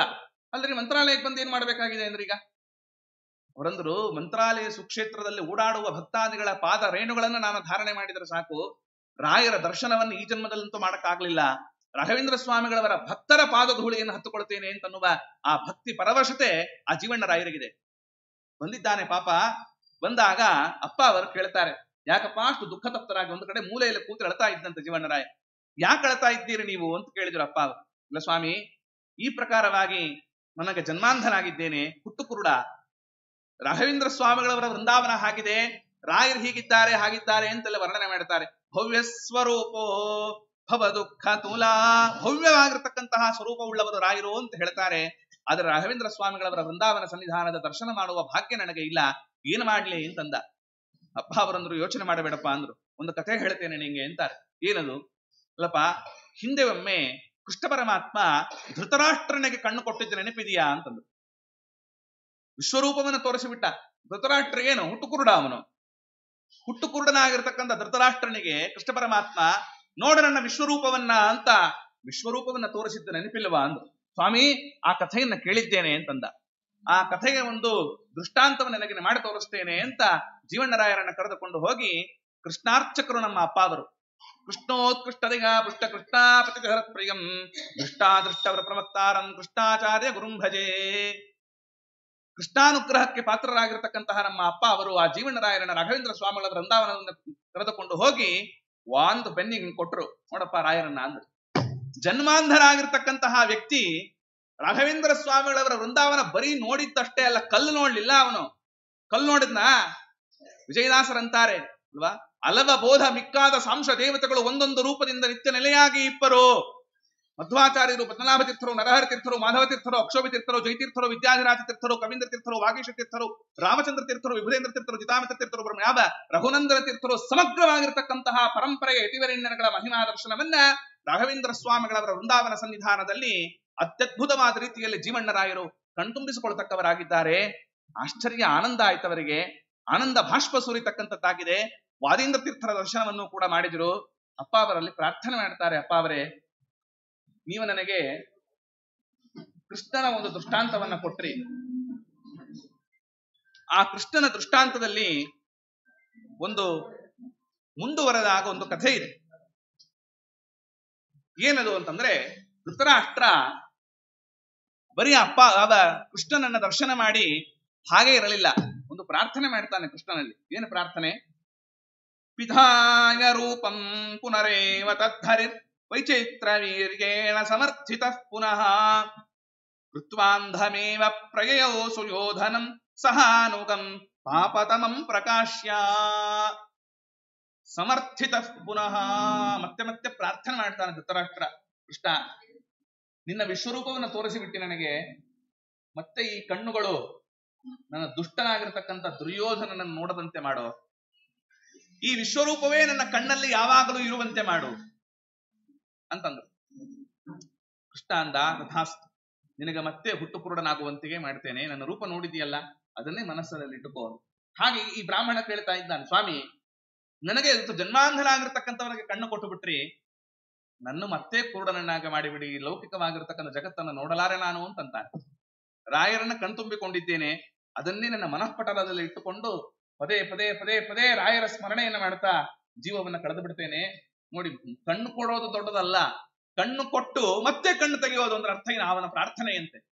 ಅವನು ಲೌಕಿಕವಾದ ಸಂಪತ್ತನ್ನ, ಲೌಕಿಕವಾಗಿರತಕ್ಕಂಥ ವಿಚಾರಗಳನ್ನು ನೋಡುವುದು ಬೇಡ ಅಂತಂದಾಗ ಮತ್ತೆ ಅವನಿಗೆ ಹಿಂದಿನಂತೆಗೇನೆ, ಅಂದ್ರೆ ಕೃಷ್ಣ ಹೇಗೆ ಮಾಡಿದನೋ ಅದರಂತೆಯೇ ಅಪ್ಪ ಅವರು ಮಾಡ್ತಾ ಇದ್ದಾರೆ. ಅಂದ್ರೆ ಇವರ ಹೆಸರು ಕೃಷ್ಣಾಚಾರ್ಯರು ಅಂತ. ಕೃಷ್ಣನ ಅನುಗ್ರಹ ಎಷ್ಟಿತ್ತು ನಮ್ಮ ಅಪ್ಪ ಅವರ ಮೇಲೆ ಅಂತನ್ನುವುದು ಇದರಿಂದ ನಮಗೆ ತಿಳಿತಕ್ಕಂತಹದ್ದಾಗತ್ತೆ. ಅಷ್ಟೇ ಅಲ್ಲದೇನೆ, ಒಮ್ಮೆ ಏನಾಯ್ತು, ಏನು ಅಪ್ಪ ಅವರು ಅಂತಂದ್ರೆ ಬರೀ ಈ ತರದ ಮಹಿಮೆಗಳನ್ನ ಅಷ್ಟೇ ತೋರಿಸ್ತಾರೆ ಅವರು. ಯಾಕೆಂದ್ರೆ ಅವರು 10 ಬೆರಳಿಗೆ 10 ಉಂಗುರ ಹಾಕೋತಾ ಇದ್ರಿ, ಒಳ್ಳೆ ಬಂಗಾರದ ಉಂಗುರ, ಜರಿತಾರಿ ಪೇಟೆ, ಅದ್ಭುತವಾಗಿರ್ತಕ್ಕಂತಹ ಆ ರಾಜಪೋಷಾಕ, ಕುದುರೆಯ ಮೇಲೆ ಓಡಿ ಮಾಡ್ಕೊಂಡ್ ಬರ್ತಾ ಇದ್ರೆ ಯಾರೋ ಮಹಾರಾಜರು ಬರ್ತಾ ಇದ್ದಾರೆ ಅಂತ ಅನಿಸ್ಬೇಕು. ಅಂತಹ ಅಪ್ಪ ಅವರು ಬರೇನಂತ ಪಂಡಿತರಲ್ಲ, ಏನಿಲ್ಲ ರೀ, ಬರೀ ಈ ತರದ ಮಹಿಮೆ ಮಾಡ್ಕೋತಾ ಇರ್ತಾರೆ, ಅಷ್ಟೇ ತೋರಿಸ್ತಾ ಇರ್ತಾರೆ ಅಂತ ಆಗಿನ ಕಾಲದಲ್ಲೂ ಕೂಡ ಜನ ಅನ್ಕೊಂಡ್ರು. ಜನಕ್ಕೇನು ಅಂತಂದ್ರೆ ಗ್ರಂಥ ಬರೆದರೆ, ವಾದ ಮಾಡಿದ್ರೆ ಮಾತ್ರ ಅವರು ದೊಡ್ಡವರು ಅಂತ. ಈಗ ಬ್ರಹ್ಮಣ್ಯ ತೀರ್ಥರು ಗ್ರಂಥ ಬರೆದಿಲ್ಲಪ್ಪ, ವ್ಯಾಸರಾಜರು ಗುರುಗಳವರು ಅಲ್ವಾ. ಇವತ್ತು ಯಾರು ನ್ಯಾಯಾಮೃತ, ತರ್ಕತಾಂಡವ, ಚಂದ್ರಿಕಾದಂತಹ ಗ್ರಂಥವನ್ನ ಪ್ರಪಂಚಕ್ಕೆ ಕೊಡ್ತಕ್ಕಂಥವರಾದರೂ ಅವರ ಗುರು ಬ್ರಹ್ಮಣ್ಯ ತೀರ್ಥರು. ಗ್ರಂಥ ಬರೆದಿಲ್ಲ ಅಂತ ವೇಸ್ಟ್ ಕ್ಯಾಂಡಿಡೇಟ್ ಅಂತ ಹೇಳಕ್ಕಾಗತ್ತ, ಸದ್ಯ ಬಾಯಿ ಹುಳ ಬಿದ್ದು ಬಿಡುತ್ತೆ ಅಂತ. ಏನು ಬ್ರಹ್ಮಣ್ಯ ತೀರ್ಥರು ಅಂದ್ರೆ ಅವರು ಸಾಕ್ಷಾತ್ ಸೂರ್ಯಾಂಶ ಸಂಭೂತರು. ಆದ್ರಿಂದ ಗ್ರಂಥ ಬರೆದವರೆಲ್ಲ ದೊಡ್ಡವರು, ಅಥವಾ ಗ್ರಂಥ ಬರೀದೇ ಇರೋರೆಲ್ಲ ಅಯೋಗ್ಯರು ಅಂತಲ್ಲಪ್ಪ, ಜ್ಞಾನಿಗಳು. ಇಬ್ರಾಹಿಂಪುರದ ಅಪ್ಪ ಅವರಂತ ವಿಜಯದಾಸರು ಕೂಡ ಇದೇ ತರಹದ ಮಹಿಮೆಯನ್ನು ತೋರಿಸ್ತಾರೆ. ಜಗನ್ನಾಥದಾಸರು ಅಲ್ವಾ, ವಿಜಯದಾಸರೇನು ಗೆಜ್ಜೆ ಕಟ್ಕೊಂಡು ಹಾಡಾಡೋ ದಾಸ ಅಂದ್ರು, ಕೂಸಿ ಮಗ ದಾಸ ಅಂದ್ರು ಅಲ್ವಾ. ಹೊಟ್ಟೆ ನೋವು ಬಂತಲ್ಲಪ್ಪ ಶ್ರೀನಿವಾಸಾಚಾರ್ಯರಿಗೆ. ಆದ್ದರಿಂದ ಇದೇ ತರಹದ ಪ್ರಸಂಗ ಇನ್ನೊಂದು ನಡೆಯುತ್ತಿಲ್ಲ ಅಪ್ಪ ಅವರ ಕಾಲದಲ್ಲಿ. ಏನಪ್ಪ ಅವರು ಬರೀ ರಾಜಪೋಷಾಕ ಹಾಕೊಂಡು ಓಡಾಡ್ತಾರೆ, ಇವರೇನು ದೊಡ್ಡ ವಿದ್ವಾಂಸರಲ್ಲ ಅಂತ ಒಂದು ಮನಸ್ಸಿನಲ್ಲಿ ಭಾವನೆ. ದೊಡ್ಡ ವಿದ್ವಾಂಸರು ರಾಮಾಚಾರ್ಯರು ಅಂತ ಒಬ್ರು ಪಾಪ ಮಂತ್ರಾಲಯ ಕ್ಷೇತ್ರಕ್ಕೆ ಬಂದಿದ್ದಾರೆ ರಾಯರ ಸೇವೆಗೆ ಅಂತ. ಆಗ ರಾಘವೇಂದ್ರ ಸ್ವಾಮಿಗಳವರ ವರ್ಧಂತಿ ಉತ್ಸವ, ಜನ್ಮ ನಕ್ಷತ್ರ ರಾಯರ ವರ್ಧಂತಿ. ಆ ವರ್ಧಂತಿ ಉತ್ಸವವನ್ನ ಮಾಡುವ ಕಾಲದಲ್ಲಿ ಮಂತ್ರಾಲಯದಲ್ಲಿ ವೈಭವ. ಅಪ್ಪ ಅವರಂದ್ರು ರಾಮಾಚಾರ್ಯರಿಗೆ, ಖಂಡಿತ ಮಂತ್ರಾಲಯ ಕ್ಷೇತ್ರದಲ್ಲಿ ವೈಭವಯುತವಾಗಿ ವರ್ಧಂತಿ ಉತ್ಸವ ನಡೀತಿದೆ, ಆದ್ರೆ ನಿಮ್ಮನ್ನ ನಾನು ಆಹ್ವಾನ ಮಾಡ್ತಾ ಇದ್ದೇನೆ, ನಮ್ಮ ಇಬ್ರಾಹಿಂಪುರಕ್ಕೆ ಬರಬೇಕು ನೀವು. ಇಬ್ರಾಹಿಂಪುರದಲ್ಲಿ ಅವರ ಮನೆ ಇತ್ತು, ಇವತ್ತಿಗೂ ಅವರ ಮನೆ ಇದೆ, ಅಪ್ಪ ಅವರ ಮನೆ ಇಬ್ರಾಹಿಂಪುರದಲ್ಲಿ ಇದೆ. ಆದ್ರಿಂದ ನೀವು ನಮ್ಮ ಮನೆಗೆ ಊಟಕ್ಕೆ ಬರಬೇಕು. ದೂರ ಇಲ್ಲ, ಮಂತ್ರಾಲಯ ಕ್ಷೇತ್ರಕ್ಕೆ ಸ್ವಲ್ಪ ಒಂದು 4-5 ಕಿಲೋಮೀಟರ್ ಅಷ್ಟೇ ಇಬ್ರಾಹಿಂಪುರ, ಅದು ಆ ಕಡೆಯಿಂದ 2 ಕಿಲೋಮೀಟರ್ ಅದು ಅಪ್ಪ ಅವರ ಕಟ್ಟೆ. ಆದ್ರಿಂದ ನೀವು ನಮ್ಮ ಮನೆಗೆ ಬರಬೇಕು ಊಟಕ್ಕೆ, ತೀರ್ಥಪ್ರಸಾದಕ್ಕೆ ಅಂತ ಕರೆದಾಗ ಅವ್ರ ಮನಸ್ಸಿನಲ್ಲಿ ಏನು, ವರ್ಧಂತಿ ಬಿಟ್ಟು ಇವ್ರ ಹತ್ರ ಹೋಗ್ಬೇಕಲ್ಲ, ನಾನು ಸುಧಾ ವಿದ್ವಾಂಸ, ಇವರು ಏನೂ ಓದಿಲ್ಲ, ಬರೀ ಏನೋ ರಾಜಪೋಷಾಕ ಹಾಕೊಂಡು ಓಡಾಡ್ತಾ ಇದ್ದಾರೆ, ಆದ್ರಿಂದ ನಾನು ಯಾಕೆ ಇವ್ರ ಮನೆಗೆ ಹೋಗ್ಬೇಕು ಅಂತ ಅವರ ಮನಸ್ಸಿನಲ್ಲಿ. ಇಲ್ಲ, ನನಗೆ ಬರಕ್ಕಾಗಲ್ಲ, ಏನೋ ಬೇರೆ ಕಾರಣ ಇದೆ, ರಾಯರ ವರ್ಧಂತಿ ಬಿಟ್ಟು ಹೇಗೆ ಬರಲಿ ಹಾಗೆ ಅಂತ ಏನೋ ಒಂದು ಹೇಳಿ ಸುಳ್ಳು ಹೇಳಿ ಅದನ್ನ ಇದು ಮಾಡಿದ್ರು. ಆ ಕಾಲದಲ್ಲಿ ಆ ರಾಮಾಚಾರ್ಯರು ಅವತ್ತಿನ ದಿನ ರಾತ್ರಿ ಮಲಗಿದ್ದಾರೆ. ರಾಘವೇಂದ್ರ ಸ್ವಾಮಿಗಳವರಂದ್ರು, ಅಲ್ಲಪ್ಪ ರಾಮಾಚಾರ್ಯರೇ, ಅಪ್ಪ ಅವರು ಕರೆದ್ರು ನೀವು ಅಲ್ಲಿಗೆ ಹೋಗ್ತಾ ಇಲ್ವಲ್ಲ, ನಾನೇ ಅಲ್ಲಿಗೆ ಹೋಗ್ತಾ ಇದ್ದೀನಿ ಅಂದ್ರು ರಾಯರು. ಆಗ ಆಶ್ಚರ್ಯ ಆಯ್ತು ರಾಮಾಚಾರ್ಯರಿಗೆ, ಇದು ಸಾಮಾನ್ಯವಾದದ್ದಲ್ಲ, ಎಂಥ ಪ್ರಸಂಗ ಇದು ಅಂತ ಅಂದುಕೊಂಡು ಬೆಳಿಗ್ಗೆ ಎದ್ದು ಶೌಚಾಚಮನಗಳನ್ನು ಮಾಡಿಕೊಂಡು ರಾಘವೇಂದ್ರ ಸ್ವಾಮಿಗಳವರ ದರ್ಶನವನ್ನೆಲ್ಲ ಮಾಡಿ ಹೆಜ್ಜೆ ನಮಸ್ಕಾರವನ್ನ ಹಾಕಿಕೊಂಡು ಇಬ್ರಾಹಿಂಪುರದವರೆಗೂ ನಡ್ಕೊಂಡು ಹೋದ್ರಂತವ್ರು ರಾಮಾಚಾರ್ಯ. ಅಸಾಧ್ಯವಾದದ್ದು, ಸಾಮಾನ್ಯರಾದವರಲ್ಲ ಇವರು ಅಂತ ಹೋಗ್ತಾರಂತೆ ಇಬ್ರಾಹಿಂಪುರದ. ಇವರು ಇಷ್ಟೊತ್ತಿಗಾಗಲೇ ಇವರೇನಾಗಿದೆ, ಹೆಜ್ಜೆ ನಮಸ್ಕಾರ ಹಾಕೊಂಡ್ಬರೋದು ಲೇಟ್ ಆಗ್ತದೆ, ತಡ ಆಗ್ತದೆ. ನೀವು ಏನೇ ಮಾಡಿದ್ರು ಕೂಡ ಒಂದು ರಾಯರ ಹೆಜ್ಜೆ ನಮಸ್ಕಾರ ಪ್ರದಕ್ಷಿಣೆ ಹಾಕಿದ್ರೇನೆ 1 ಗಂಟೆ ಬೇಕು. ನಾವೇನ್ ಹಾಕಿಲ್ಲ, ಹಾಕಿದವರು ಗೊತ್ತಿರ್ತದೆ. ಆದ್ದರಿಂದ ಅಷ್ಟು ಕಷ್ಟ, ಅಂದ್ರೆ ಅಷ್ಟು ಸಮಯವನ್ನು ತೆಗೆದುಕೊಳ್ಳುತ್ತದೆ. ಹೀಗಿರುವಾಗ ಇಬ್ರಾಹಿಂಪುರದವರೆಗೂ ನಡ್ಕೊಂಡು ಹೋಗ್ಬೇಕಲ್ಲ, ಲೇಟ್ ಆಯ್ತು. ಇಲ್ಲಿ ಅಪ್ಪ ಅವರು ಬ್ರಾಹ್ಮಣರೆಲ್ಲ ಬಂದಿದ್ದಾರೆ, ರಾಯರ ವರ್ಧಂತಿ ಅನೇಕ ಜನ ಬಂದಿದ್ದಾರೆ, ಎಲ್ಲ ಸಿದ್ಧತೆ ಆಗಿದೆ. ಅಪ್ಪ ಅವರು ಮಾತ್ರ ಒಬ್ರಿಗೆ ಕಾಯ್ತಾ ಇದ್ದಾರೆ. ಅಲ್ಲರಿ, ಅವರು ಬರಲ್ಲ ಅಂತ ಹೇಳಿದ್ದಾರೆ ಅಪ್ಪ ಅವರಿಗೆ, ಆದ್ರೂ ಅವರು ಬರ್ತಾರೆ ಎನ್ನುವುದು ಗೊತ್ತಿದೆ. ಯಾಕೆ? ರಾಘವೇಂದ್ರ ಚಿತ್ತಕ್ನಂ ಸಾರ ಮಾತ್ರ ವದಾವದಂ, ರಾಯರ ಮನಸ್ಸಲ್ಲಿ ಏನಿದೆಯೋ ಅದು ಅಪ್ಪ ಅವರಿಗೆ ಗೊತ್ತಾಗ್ತಿತ್ತು ಅಂತ. ಅಂಥ ಮಹಾನುಭಾವರು ಅಪ್ಪ ಅವರು, ಸಾಮಾನ್ಯರಲ್ಲ. ಮತ್ತೀಗ ಅಂತಹ ಮಹಾಪ್ರಭುಗಳು ಕಾಯ್ತಾ ಇದ್ದಾರೆ. ಹೆಜ್ಜೆ ನಮಸ್ಕಾರ ಹಾಕೊಂಡು ಬಂದ್ರು. ರಾಮಾಚಾರ್ಯರೇ ಶ್ರಮ ಆಯ್ತು ನಿಮಗೆ, ಬನ್ನಿ ತೀವ್ರವಾಗಿ ಭೋಜನಕ್ಕೆ ಬನ್ನಿ ಅಂತ ಈ ಪ್ರಕಾರವಾಗಿ ಅವರನ್ನು ಭೋಜನಕ್ಕೆ ಕೂಡಿಸೋಣ, ಇನ್ನೇನು ಬಡಿಸೋದಕ್ಕೆ ಪ್ರಾರಂಭ ಮಾಡಬೇಕು. ಆಗ ನೀರು ಹಾಕೋನು ಬಂದ. ಅಪ್ಪ ಅವರಂತಾರೆ, ನೋಡಪ್ಪ ನೀರು ಹಾಕೋನು ಬಂದಾಗ ಅವನ ಬೆನ್ತಟ್ಟಿ, ನಮ್ಮ ರಾಮಾಚಾರ್ಯರಿಗೆ ಸುಧಾ ಗ್ರಂಥದಲ್ಲಿ ಅನೇಕ ಸಂಶಯಗಳಿದೆ, ನೀನು ಅದನ್ನು ಪರಿಹಾರ ಮಾಡು ಅಂತ ನೀರು ಹಾಕುವವನ ಕೈಯಲ್ಲಿ ಅದನ್ನು ಪರಿಹಾರ ಮಾಡಿಸಿದಾಗ ದಿಗ್ಭ್ರಾಂತರಾಗಿ ಬಿಟ್ಟರು. ಇವರು ಸಾಮಾನ್ಯರಲ್ಲ, ಸುಧಾದಿ ಶಾಸ್ತ್ರಗಳನ್ನ ಈ ಜನ್ಮದಲ್ಲಿ ಓದಿದವರಲ್ಲ, ಅವರು ಜನ್ಮಾಂತರದಲ್ಲಿ ಅಧ್ಯಯನ ಮಾಡಿರ್ತಕ್ಕಂತಹ ಮಹಾಪ್ರಭುಗಳು. ಈಗ ಅವರ ಮಹಿಮೆ ಅನ್ನತಕ್ಕಂಥದ್ದು ಪ್ರಕಟವಾಗ್ತಾ ಇದೆ ಅಂತ ಅಂದುಕೊಂಡು ಸಾಷ್ಟಾಂಗ ನಮಸ್ಕಾರವನ್ನು ಮಾಡ್ತಾ ಸಾಮಾನ್ಯರಲ್ಲ ಅಂತ ಹೇಳ್ತಾ ಇದ್ದಾರೆ. ಮಧ್ವ ವಿಜಯದಲ್ಲಿ ಹೇಳುವಾಗ ಅದನ್ನೇನೆ ಇಲ್ಲಿ ನಮ್ಮ ಅಪ್ಪ ಅವರ ಸ್ತೋತ್ರವನ್ನ ಮಾಡುವಾಗ ಹೇಳ್ತಾರೆ, ಅಲ್ಪ ವಚನಗಳಿಂದಲೇನೆ ಏನ ಏಕಾಂತೆ ಅಲ್ಪವಚನೈಹಿ ಪಂಡಿತಾಹ ಖಂಡಿತಾಕೃತಾಹ. ಸಣ್ಣ ಸಣ್ಣ ಸಣ್ಣ ಮಾತುಗಳಿಂದಲೇನೆ ದೊಡ್ಡ ದೊಡ್ಡ ಪಂಡಿತರನ್ನು ಕೂಡ ಖಂಡನೆ ಮಾಡಿ ಅವರ ಮಾತುಗಳನ್ನೆಲ್ಲವನ್ನು ಕೂಡ ಸಂಶಯ ಪರಿಹಾರವನ್ನು ಮಾಡಿಸ್ತಾ ಇದ್ರು ನಮ್ಮ ಇಬ್ರಾಹಿಮಪುರದ ಅಪ್ಪ ಅವರು ಅಂತ ಸ್ತೋತ್ರವನ್ನ ಮಾಡತಕ್ಕಂತಹವರಾಗಿದ್ದಾರೆ. ಇಂತಹ ಮಹಾಪ್ರಭುಗಳು ಒಮ್ಮೆ ಹೀಗೆ ಪಾಜಕ ಕ್ಷೇತ್ರಕ್ಕೆ ಬಂದಾಗ, ಅಲ್ಲಿ ಪಾಜಕ ಕ್ಷೇತ್ರದಲ್ಲಿ ಕುಂಜಾರುಗಿರಿ ಬೆಟ್ಟ, ದುರ್ಗಾಮ್ಮನವರ ದೇವಸ್ಥಾನ, ಅಲ್ಲಿ ಒಬ್ಬ ಮುತ್ತೈದೆ ಸ್ತ್ರೀ ಪಾಪ, ಆಕೆ ಏನಾಗಿದೆ, ಗಂಡನಿಗೆ ಮಾರಣಾಂತಿಕ ರೋಗ. ಆಗೆಲ್ಲ ಈ ಪ್ಲೇಗು ಕಾಲರ ಎಲ್ಲ ತುಂಬಾ ಬರ್ತಾ ಇತ್ತು, ಊರೂರೇ ಬಿಟ್ಬಿಡ್ತಿದ್ರ ಆಗ ಬಂದಾಗ. ಆಸ್ಪತ್ರೆಗಳು ಈ ತರಹದ ಒಂದು ಫೆಸಿಲಿಟಿ ಎಲ್ಲ ಇರಲಿಲ್ಲ ಪಾಪ ಹಳ್ಳಿ. ಇಂತಹ ಮಾರಣಾಂತಿಕವಾದ ರೋಗ ಬಂದಾಗ ನನ್ನ ಗಂಡನ ಆರೋಗ್ಯ ಅನ್ನತಕ್ಕಂಥದ್ದು ವೃದ್ಧಿ ಆಗಬೇಕು ಅಂತ ಅಷ್ಟೇ ಬಯಕೆ ಪಾಪ ಆಕೆ. ದುರ್ಗಾಮ್ಮನವರ ಪೂಜೆ ಮಾಡಿದ್ರು. ದುರ್ಗಾಮ್ಮನವರ ಪೂಜೆ ಮಾಡಿದಾಗ ಆ ಅರ್ಚಕರು ಏನ್ ಮಾಡ್ಬೇಕೀಗ, ಪೂಜೆಯಲ್ಲಾಗಿ 48 ದಿನಗಳ ಕಾಲ ಮಂಡಲ ಪರ್ಯಂತರವಾಗಿ ಪೂಜೆ ಮಾಡಿದ್ದಾಳೆ, ಸೇವೆ ಮಾಡಿದ್ದಾಳೆ ದುರ್ಗಾಮ್ಮನವರದ್ದು. ಸೇವೆ ಎಲ್ಲ ಆದ ಮೇಲೆ ಫಲಮಂತ್ರಾಕ್ಷತೆಯನ್ನು ಸ್ವೀಕಾರ ಮಾಡಬೇಕಲ್ಲ, ಫಲಮಂತ್ರಾಕ್ಷತೆಯನ್ನು ಕೊಡಬೇಕು ಅಂತ ಅರ್ಚಕರು ಹೊರಗೆ ಬಂದಿದ್ದಾರೆ.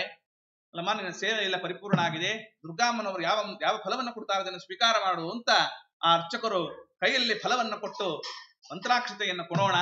ಆ ಕೈಯಲ್ಲಿ ಒಂದು ತುಳಸಿ ದಳ, ಒಂದು ಅಂಗಾರ ಬಂತು.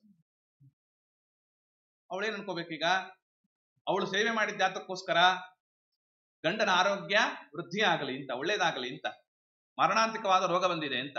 ಆದ್ರೆ ನಮ್ಮಲ್ಲಿ ತುಳಸಿ ದಳವನ್ನ ಹೆಣ್ಣು ಮಕ್ಕಳು ಧಾರಣೆ ಮಾಡುವುದು, ಅಂಗಾರವನ್ನ ಹೆಣ್ಣು ಮಕ್ಕಳು ಧಾರಣೆ ಮಾಡುವುದು ಯಾವ ಕಾಲದಲ್ಲಿ? ವೈಧವ್ಯ ಬಂದಾಗ. ಆದ್ರೆ ದುರ್ಗಾಮ್ಮನವರು ನನಗೆ ವೈಧವ್ಯ ಬರುತ್ತೆ ಅಂತ ಅನ್ನುವುದನ್ನು ಸೂಚನೆ ಮಾಡ್ತಾ ಇದ್ದಾರೆ. ನನ್ನ ಗಂಡ ತೀರಿ ಹೋಗ್ತಾನೆ, ಹಾಗೆ ಇಷ್ಟು ಜನ ಸೇವೆ ಮಾಡಿದೆ ನಾನು, ಆದ್ರೆ ನನ್ನ ಗಂಡನನ್ನು ಉಳಿಸಿಕೊಳ್ಳೋದಕ್ಕಾಗಲಿಲ್ಲ ನನಗೆ ಅಂತ ದುಃಖ ತಪ್ತಳಾಗಿ ದಳ ದಳ ದಳ ದಳ ಕಣ್ಣಲ್ಲಿ ನೀರು ಬಂತು, ಹೊರಗೆ ಬರ್ತಾಳೆ. ಎಂಥ ದುಃಖದ ಸನ್ನಿವೇಶದಲ್ಲಿಯೂ ಕೂಡ ನಮ್ಮನ್ನು ಕೈ ಹಿಡಿತಕ್ಕಂಥವರು ರಾಘವೇಂದ್ರ ಸ್ವಾಮಿಗಳವರ ಒಬ್ಬರೇ ಅಂತ ಅರ್ಥ. ಅದು ರಾಯರ ಮಹಿಮೆ. ಅದಕ್ಕೆ ಹೊರಗೆ ಬರ್ತಾಳೆ ಆ ದುಃಖ ತಪ್ತಳಾಗಿ.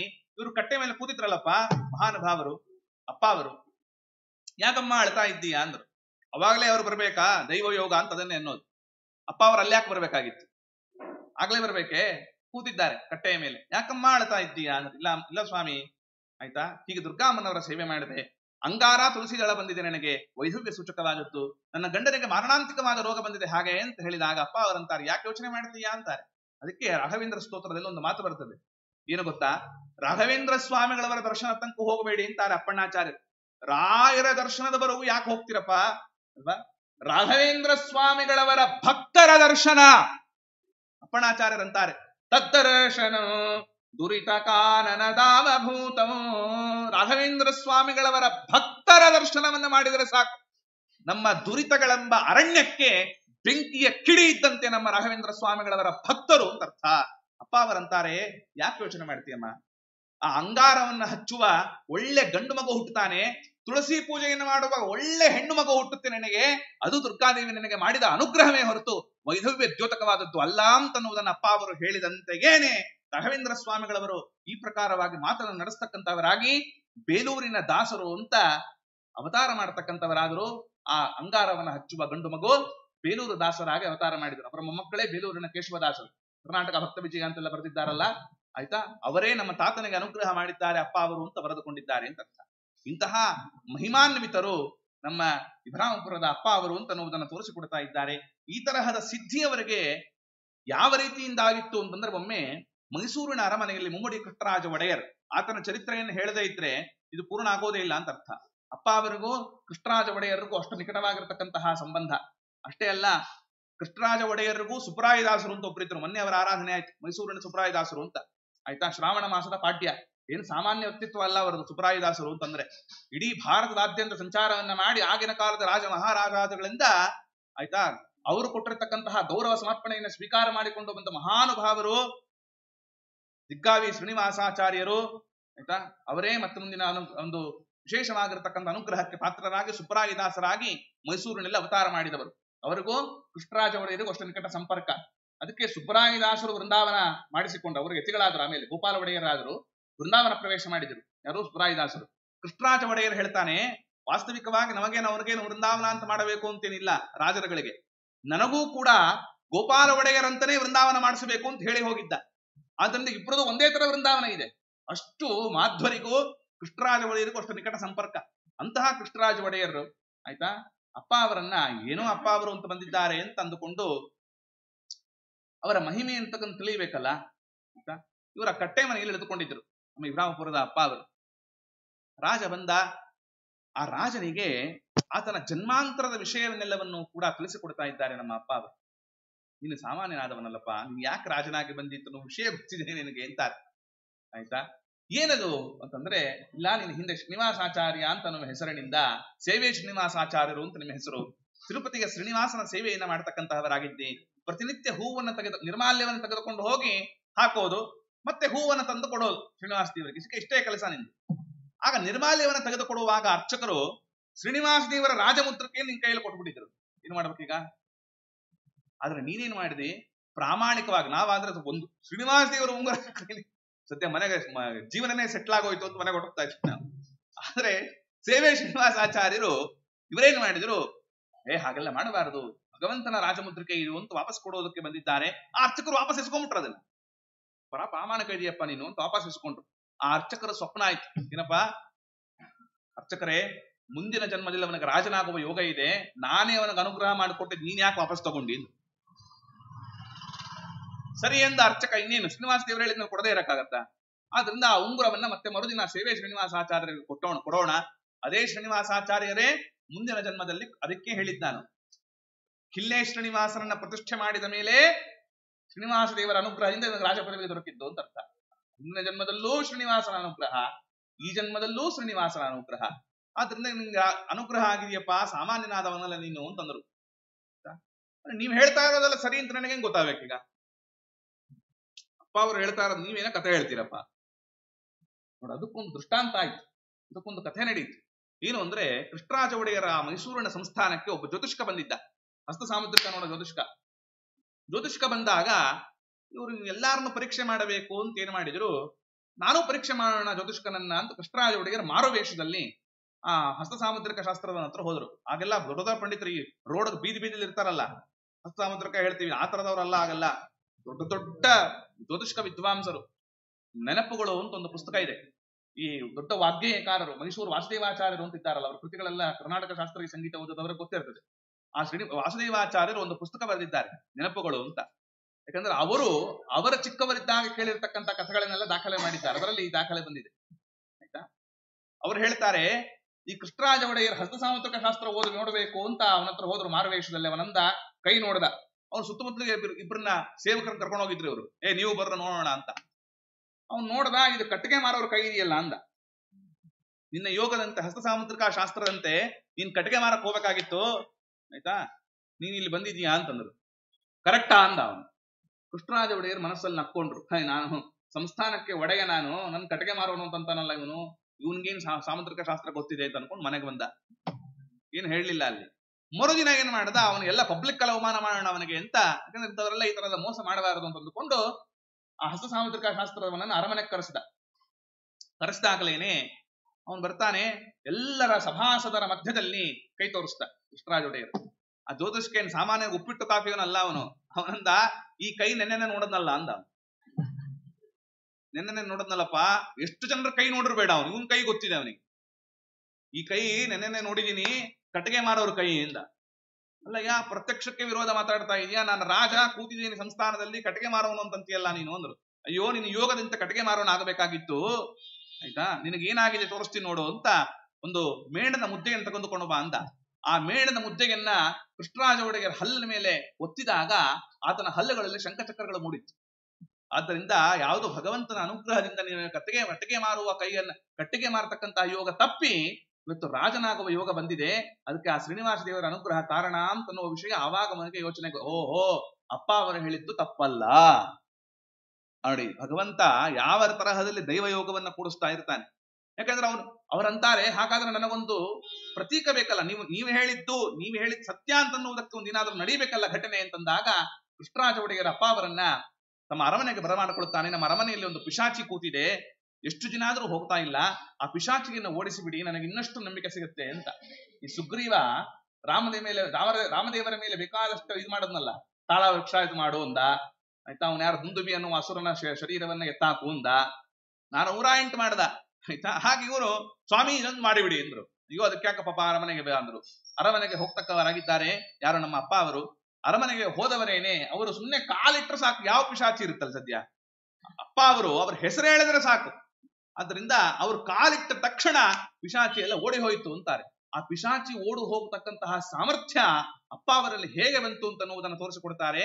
ಹಾರಿತ ಸ್ಮೃತಿಯಲ್ಲಿ ಒಂದು ಮಾತು ಬರ್ತದೆ, ಯಾರು ಇವತ್ತು ಗಾಯತ್ರಿ ಮಂತ್ರದ ಜಪದ ಸಿದ್ಧಿಯನ್ನ ಮಾಡಿಕೊಂಡಿರ್ತಾರೋ ಅಂತಹ ಸಿದ್ಧ ಪುರುಷರು ಯಾವುದೇ ರೀತಿಯಾಗಿರ್ತಕ್ಕಂಥ ತೊಂದರೆಗಳವರ ಆಗೋದಿಲ್ಲ.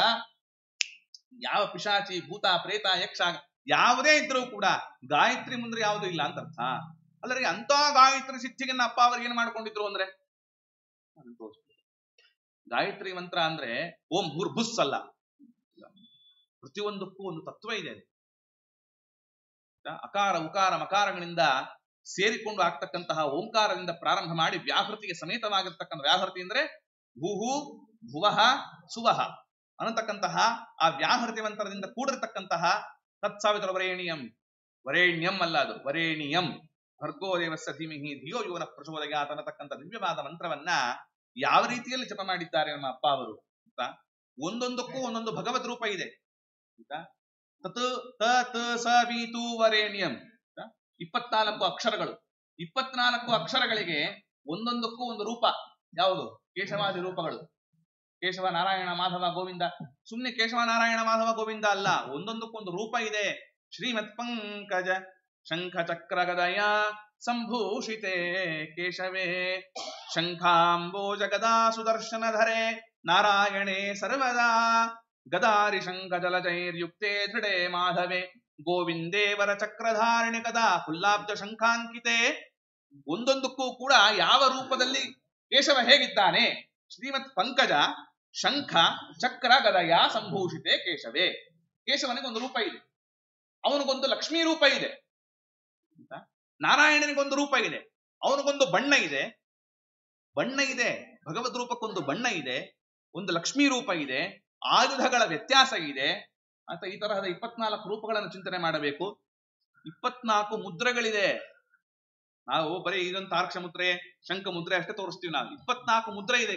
ಸುಮುಖಂ ಸಂಪುಟಂ ಚೈವ ವಿತತಂ ವಿಸ್ತೃತಂ ತಥಾ ದ್ವಿಮುಖಂ ತ್ರಿಮುಖಂ ಚತುರ್ಮುಖಂ ಪಂಚಮುಖಂ ತಥಾ ಅಧೋಮುಖಂ ವ್ಯಾಪಿಕಾಂಜಲಿ ಶಕಟಂ ಯಮಪಾಶಂಚ ಗ್ರಥಿತಂ ಉನ್ಮುಖೋನ್ಮುಖಂ, ಆಯ್ತಾ, ಗ್ರಥಿತಂ ಉನ್ಮುಖೋನ್ಮುಖಂ ಪ್ರಳಂಬಂ, ಆಯ್ತಾ. ಈ ತರಹದ ಮುಷ್ಟಿಕಂ ಚೈವ ಮುಷ್ಟಿಕಂ ಮತ್ಸ್ಯಂ ಕೂರ್ಮಂ ವರಾಹಕಂ ಅಂತ 24 ಒಂದೊಂದು ಅಕ್ಷರಕ್ಕೆ 24 ಮುದ್ರೆ ಇದೆ. ಅಂದ್ರೆ ಗಾಯತ್ರಿ ಮಂತ್ರವನ್ನು ಹೇಳಿಕೊಳ್ಳುವುದಕ್ಕೆ ಮುಂಚೆ 24 ಮುದ್ರೆ ತೋರಿಸ್ಬೇಕು, 24 ಭಗವತ್ ರೂಪಗಳನ್ನು ಚಿಂತನೆ ಮಾಡಬೇಕು, 24 ತತ್ವಗಳನ್ನು ಚಿಂತನೆ ಮಾಡಬೇಕು. 24 ದೇವತೆಗಳಿದ್ದಾರೆ, ಒಂದೊಂದಕ್ಕೊಬ್ಬೊಬ್ಬ ದೇವತೆ ಇದ್ದಾರೆ. ಅಗ್ನಿ, ವಾಯು, ಸೋಮ, ಈಶಾನ, ಬೃಹಸ್ಪತಿ, ಆಯ್ತಾ, ಇಂದ್ರ, ವಾಯು, ವಾಮದೇವ, ಮಿತ್ರಾವರುಣ, ಧಾತ, ವಿಶ್ವೇದೇವ ಅಂತ 24 ದೇವತೆಗಳು. ಒಂದೊಂದು ಅಕ್ಷರಕ್ಕೆ ಒಂದು ದೇವತೆ ಇದ್ದಾನೆ, ಒಂದೊಂದು ಅಕ್ಷರಕ್ಕೆ ಒಂದೊಂದು ಛಂದಸ್ಸಿದೆ, ಒಂದೊಂದು ಅಕ್ಷರಕ್ಕೆ ಒಂದೊಂದು ಋಷಿಗಳಿದ್ದಾರೆ. ವಸಿಷ್ಠ, ಭಾರದ್ವಾಜ, ಭೃಗು, ಗೌತಮ, ಶತಾತಪ, ಹೀಗೆ 24 ಋಷಿಗಳಿದ್ದಾರೆ. ಇಷ್ಟನ್ನು ಚಿಂತನೆ ಮಾಡಿ ಬ್ರಹ್ಮಪುರದ ಅಪ್ಪ ಅವರವರ ದೇಹದಲ್ಲಿ ಗಾಯತ್ರಿ ಮಂತ್ರವನ್ನ ಜಪ ಮಾಡ್ತಾ ಸಿದ್ಧಿ ಮಾಡಿಕೊಂಡಾಗ ಯಾವ ರಾಕ್ಷಸ ಬರುತ್ತೆ, ಯಾವ ಪಿಶಾಚಿ, ಯಾವ ಬಾಧೆ ಏನು ಬರುತ್ತೆ. ಅವರಿಂದ ಇಷ್ಟು ಅನುಗ್ರಹ ಮಾಡಿದ್ದೀರಿ ನನಗೆ ರಾಜ ಒಡೆಯರಂತ, ನನ್ನಿಂದ ನೀವೇನಾದ್ರೂ ಒಂದು ಕಾಣಿಕೆಯನ್ನು ಸ್ವೀಕಾರ ಮಾಡಿ ಅಂತಂದಾಗ ಅಪ್ಪ ಅವರಂತಾರೆ, ಯೋಚನೆ ಮಾಡಬೇಡಪ್ಪ, ನಾನು ನಿನಗೆ ಅನುಗ್ರಹ ಮಾಡ್ತೇನೆ, ನಿಮ್ಮಿಂದ ನನಗೊಂದು ಕಾಣಿಕೆಯನ್ನು ಸ್ವೀಕಾರ ಮಾಡ್ತೇನೆ. ಹೇಗೆ ನಮ್ಮ ನರಹರಿ ತೀರ್ಥರು ಒಡಿಸ್ಸಾ ರಾಜನಿಗೆ ಅನುಗ್ರಹವನ್ನ ಮಾಡಿದಾಗ, ಆಯ್ತಾ, ಆ ರಾಜಮಾತಿಗೆ ಅನುಗ್ರಹವನ್ನ ಮಾಡಿದಾಗ ಆಕೆ ಕೇಳಿಕೊಂಡಾಗ ಮೂಲರಾಮದೇವರ ವಿಗ್ರಹವನ್ನ ಸ್ವೀಕಾರ ಮಾಡಿಕೊಂಡು ಬರತಕ್ಕಂಥವರಾದರೂ, ತದ್ವತ್ ಇಲ್ಲಿಯೂ ಕೂಡ ಪ್ರಾರ್ಥನೆಯನ್ನು ಮಾಡಿದಾಗ ಅವರಂತಾರೆ, ಇಲ್ಲ, ನಿಮ್ಮ ಅರಮನೆಯ ಹಿಂಭಾಗದಲ್ಲಿ ಆನೆಯನ್ನು ಕಟ್ಟತಕ್ಕಂತಹ ಜಾಗದಲ್ಲಿ ಆಯ್ತಾ, ಒಂದಿಷ್ಟು ಅಡಿ ಜಾಗದಲ್ಲಿ ಅಗದಾಗ ಅಲ್ಲಿರ್ತಕ್ಕಂತಹ ಆ ಪಂಚಮುಖಿ ಪ್ರಾಣದೇವರ ಪ್ರತೀಕವನ್ನ ನನಗೆ ಕೊಡ್ತಕ್ಕಂಥವರಾಗಿ ಅಂತ ಈ ಪ್ರಕಾರ ಹೇಳೋಣ. ಆ ಪಂಚಮುಖಿ ಪ್ರಾಣದೇವರ ಪ್ರತೀಕವನ್ನ ಉಪಾಸನೆ ಮಾಡಿದರು. ಈ ಉಪನ್ಯಾಸವನ್ನ ಮುಗಿಸುವ ಹೊತ್ತಿಗೆ ಆ ಪ್ರಾಣದೇವರ ಒಂದು ಮಹಾತ್ಮೆ ಎಂಥದ್ದು ಅಂತ ಅನ್ನೋದನ್ನು ತಿಳಿಯೋಣ. ಯಾಕಂದ್ರೆ ನಮಗೆ ಪಂಚಮುಖಿ ಪ್ರಾಣದೇವರ ಒಂದು ಚರಿತ್ರೆ ಎಂಥದ್ದು ಏನು ಅಂತ ಅನ್ನೋದನ್ನು ಕೂಡ ಮುಂದೆ ತಿಳಿಸಿಕೊಡ್ತಕ್ಕಂಥವರಾಗುತ್ತಾರೆ. ಹೀಗೆ ನಮ್ಮ ಅಪ್ಪ ಅವರು ಯಃ ಪಿಶಾಚಾನ್ ಮಹಾಮಂತ್ರ ವಿಧಾನ ಭಯಪ್ರದಾನ್ ಸಹಜೋಕ್ತ್ಯಾ ಪ್ರಶಮನ್ಯಾಪಯಾಮಾಸ ಕಾಂಶ್ಚನ ಅಂತ ಈ ಪ್ರಕಾರ ತಿಳಿಸಿಕೊಡ್ತಾ ಇದ್ದಾರೆ. ಹೀಗೆ ಒಮ್ಮೆ ಯೋಗಿ ನಾರಾಯಣಾಚಾರ್ಯರು ಅಪ್ಪ ಅವರ ಜೊತೆಗೆ ಯಾತ್ರೆಗೆ ಹೊರಟರು. ಪಂಚಮುಖಿ ಪ್ರಾಣದೇವರ ಪೂಜೆಯನ್ನು ಮಾಡಿಕೊಂಡು ಹೋಗ್ತಾ ಇರುವಾಗ ಒಬ್ಬರ ಮನೆಯಲ್ಲಿ ಊಟ ಮಾಡುವ ಕಾಲ. ಅವ್ರ ಮನೆಯಲ್ಲಿ ದಪ್ಪಕ್ಕಿ ಇತ್ತು. ದಪ್ಪಕ್ಕಿ ಇತ್ತು. ಪಾಪ ಅನ್ನ ಮಾಡ್ತಾ ಇದ್ರು. ಪಾಪ ಬಡವರು. ಇವ್ರು ಯೋಗಿ ನಾರಾಯಣಾಚಾರ್ಯರು ಏನ್ ಮಾಡಿದ್ರು, ಏನಮ್ಮ ಇದು ಅಂದ್ರೆ, ಇಲ್ಲ ಸ್ವಾಮಿ ದಪ್ಪ ಅಕ್ಕಿ ಇದೆ, ನಮ್ಮ ಮನೇಲಿ ಬೇರೆ ಅಕ್ಕಿ ಇಲ್ಲ. ಅಪ್ಪ ಅವರು ಸ್ಥಾನಕ್ಕೆ ಹೋಗಿದ್ದಾರೆ, ಕಡೆಯಲ್ಲಿ ಹೋಗಿದ್ದಾರೆ ಪಾಪ ಅವರು. ಯೋಗಿ ನಾರಾಯಣಾಚಾರ್ಯ ಏನ್ ಮಾಡಿದ್ರು, ಇಲ್ಲ ದಪ್ಪ ಅಕ್ಕಿ ನಮಗೆ ಸೇರಲ್ಲ, ಅಪ್ಪ ಅವ್ರಿಗದು ಸೇರಲ್ಲ, ನೈವೇದ್ಯ ಮಾಡಕ್ ಹೋಗ್ಬೇಡ. ಅವ್ರೇನ್ ಸಾಮಾನ್ಯರಲ್ಲ. ಮತ್ತೆ ಯೋಗಿ ನಾರಾಯಣಾಚಾರ್ಯ ಹೇಳ್ತೀನಿ ಅವರ ಚರಿತ್ರೆ ಎಂಥದ್ದು.